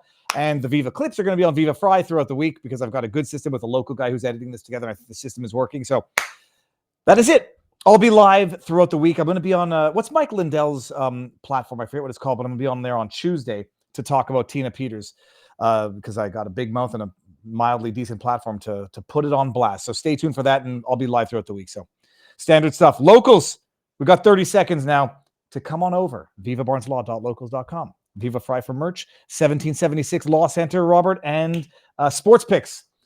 You can make some money with Barnes. It's an investment in your knowledge. It's not gambling. Let's start talking about the collusion, price fixing with the insulin. I got sort of a little lost in the details. I just understood the broad brushstrokes of it.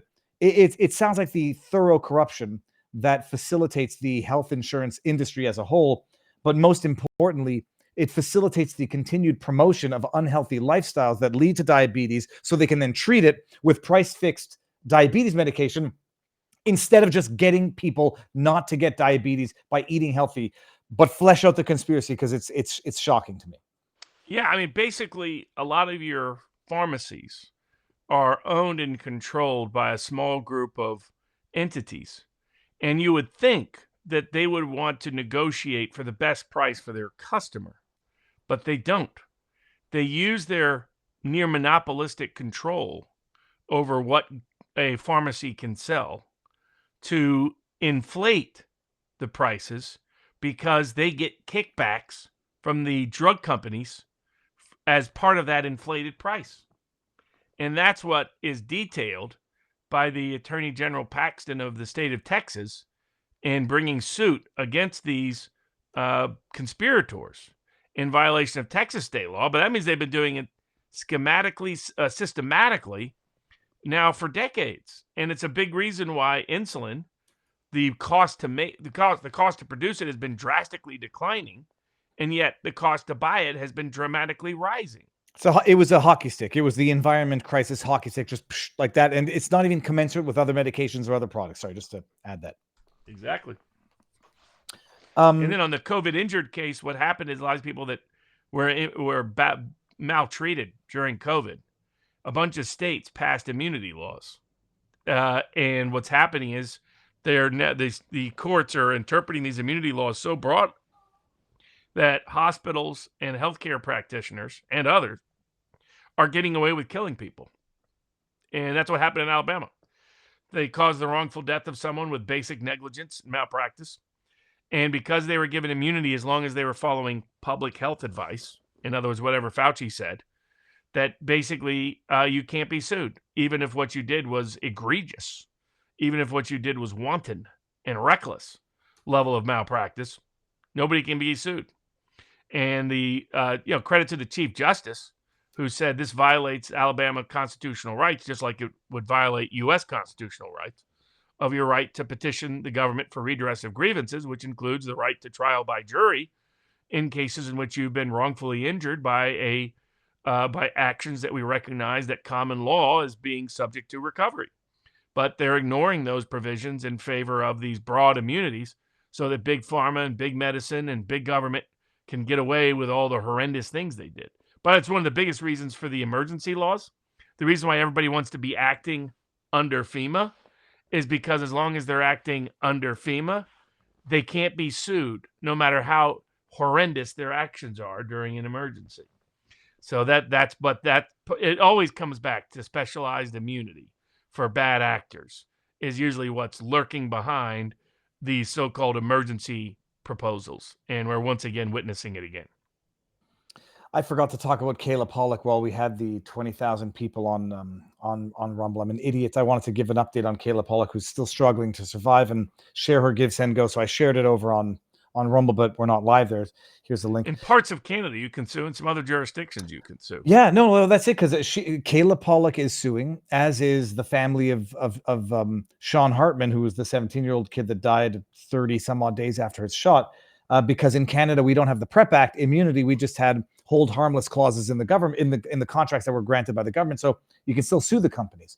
But meanwhile, citizens got to sue. Citizens got to raise their own funds in order to stave off government-sanctioned murder or euthanasia. And are you allowed to do contingency fees in Canada? You are, but it's not as big of a market because the quantum are not anywhere within the realm of what you see in the States. So you can do it. I forget if there's any caps when it comes to class action stuff, but you can do it. But personal injury is not as big of a deal in Canada as it is in America. Some provinces are a little bit more lucrative, but you got no fault insurance, so there's no ambulance chasers, and very few people take personal injury on contingency, especially in Quebec, because you get nothing. You get virtual. It's not worth it. So it's just terrible. But Kayla Pollock, meanwhile, is still struggling. So I'll put that on blast or remind everybody. Speaking of a more fun topic, Wizard of Oz was in court this past week. Yeah, what the? I can't say I wasn't interested in it, but I did stop reading. They were trying to auction off an item that someone says belongs to them, and they got denied. It was a dress, one of the key dresses that Judy Garland wore in The Wizard of Oz. And there was this priest that inherited it. His estate got it. And now somebody else somehow has their hands on it, but they don't trust the courts because the estate, the priest died in D.C. So he's subject to probate proceedings in D.C. That's why you want to structure things so that you're not subject to probate proceedings, by the way. You can also structure your affairs in such a way that you can pick which court would decide any disputed matter. And you don't want it to be D.C., just like the estate didn't want it to be D.C. So they brought suit in federal court, and federal court said no, because the true plaintiff is the estate, and the estate is a citizen of D.C., there is no diversity of citizenship, even though the person representing the estate is not from D.C. So you have to go back to the probate court where you got screwed the first time to be able to, in D.C., no less, to try to get relief and remedy. all over the dress that Judy Garland wore in Wizard of Oz. I've got so many questions, but they might not be worth that. How does a priest end up with this in death? Okay. One Way Ministries in Damascus, Virginia is raising money for food relief on their web. Oh, One Way Ministries in Damascus, Virginia is raising money for flood relief on their website. Let me go. I'm going to go. I have to go into locals to get all of the other ones and refresh this so I can get to the bottom and get to the top. Hold on one second. A child has entered the studio, and he's tiptoeing, and he's getting he's getting a blanket. Okay, there's a very funny picture of Alexandria Ocasio-Cortez with some teeth. All right, Love Law for the People says thinks now 40. Emberling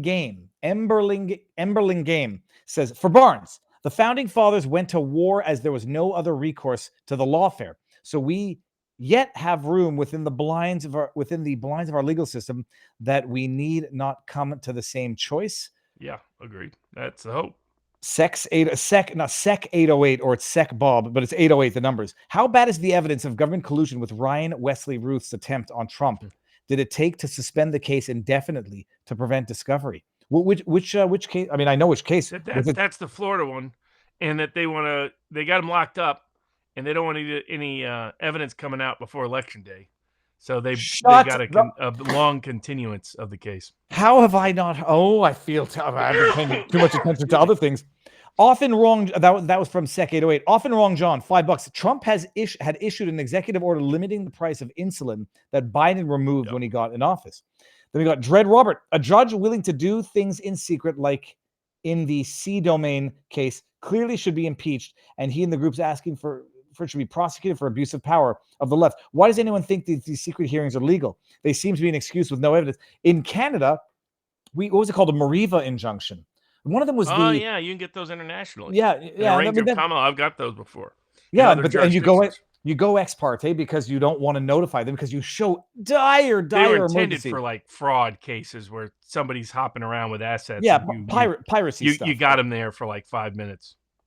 They use it. The exception has become the rule. Mr. Mike, $5 says seizing internet domains, scanning the indictment of the original register is Namecheap, which is partially based in the Ukraine.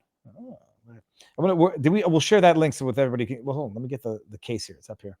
That was X. No, I closed. Oh no, it's right here. Coles. No, I'll have to share it. Let me pull up the link again afterwards. Mr. Mike, we've got scrolling up here. Have you posted the court ruling confiscating the websites? I have some friends who might be interested. This is often wrong, John. I'll do that in 30 seconds. No question, only gratitude. That was Patty F. Weber for sharing the important information, Robert and David. Now I'm going to have to scroll up. Hold on. Now we can share the dog. Not that we couldn't share it before. Now I can share it because I can bring it up in here. This is the picture. That is a damn cute dog. That looks like a Malinois. It's a good looking dog. Looks smarter than most humans that I know. All right, take that out. I'm going to scroll up. It's going to take me a few seconds, people. Somebody asked about, do I still practice tax defense? Yes, I do that all the time. Civil and criminal, state and federal. Okay, we got a great source for learning about weather modification and manipulation is geoengineering.org. That's from Kenworth Mafia 92. Can you explain how FEMA is already out of money when they... Okay, we got that one. That was from I am Cam 55. Pam Walker, $5 says, this is Senator Tom Cotton on how FEMA is helping refugees. And I'm going to keep that open for afterwards and put that on blast. And how they can divert funds at their disposal for helping emergent causes. Then I'm going to load more, go up. Maybe we'll do a sidebar with Game On, because to get into the pharmacy stuff and he's trying to do as a side gig, the sports broadcasting exclusive to Rumble. So I appear on a show now and then, when I can. Won't be there this week because in Pittsburgh for the Amos Miller hearing. But yeah, that might be a fun little sidebar to pick up on. If this is from the Shadow Knows, if Jerry Brown was Jewish, this is going back to the Jewish space lasers. He's the Jewish version of a lapsus Catholic, considering he abused LSD, ate pork, shellfish, claimed he commuted with entities while doing LSD. Going to assume the Torah frowns on all that stuff. No, I think Jerry Brown is not Jewish. I don't think there's any question about that. Big Bad Bob, we also need to bring the light to the fact that the current Democrat Party is the resurgence of the new KKK, but instead of the Ku Klux Klan, is now kill, kill, kill. They want to kill the Constitution, all of our God-given inalienable rights. They want to kill the economy, and they want to kill people around the world, especially babies in the womb, particularly black babies. Still evil KKK. Going up. We got Denise Antu. I heard the $750 the recipients have 1 year to pay it back. I think I checked that. I'm not sure that that's the case. Family lives in Tampa, and I think we're at it. If I missed any people, I apologize, but I think we're good. I'm going to scroll all the way back down to the bottom and then refresh to get some questions on the inside. Hold on. Oh, and hold on, Robert. You'll have to field one just so I can go pull up the decision view tip. Let me see here. Do you know if there's a new law that goes into effect in 2025 that requires a small business to collect private information on employees? Robert? I saw that reference, but no, I'm unaware of that. Seizing the internet domains. Here it is, ladies and gentlemen of our above average community. Link.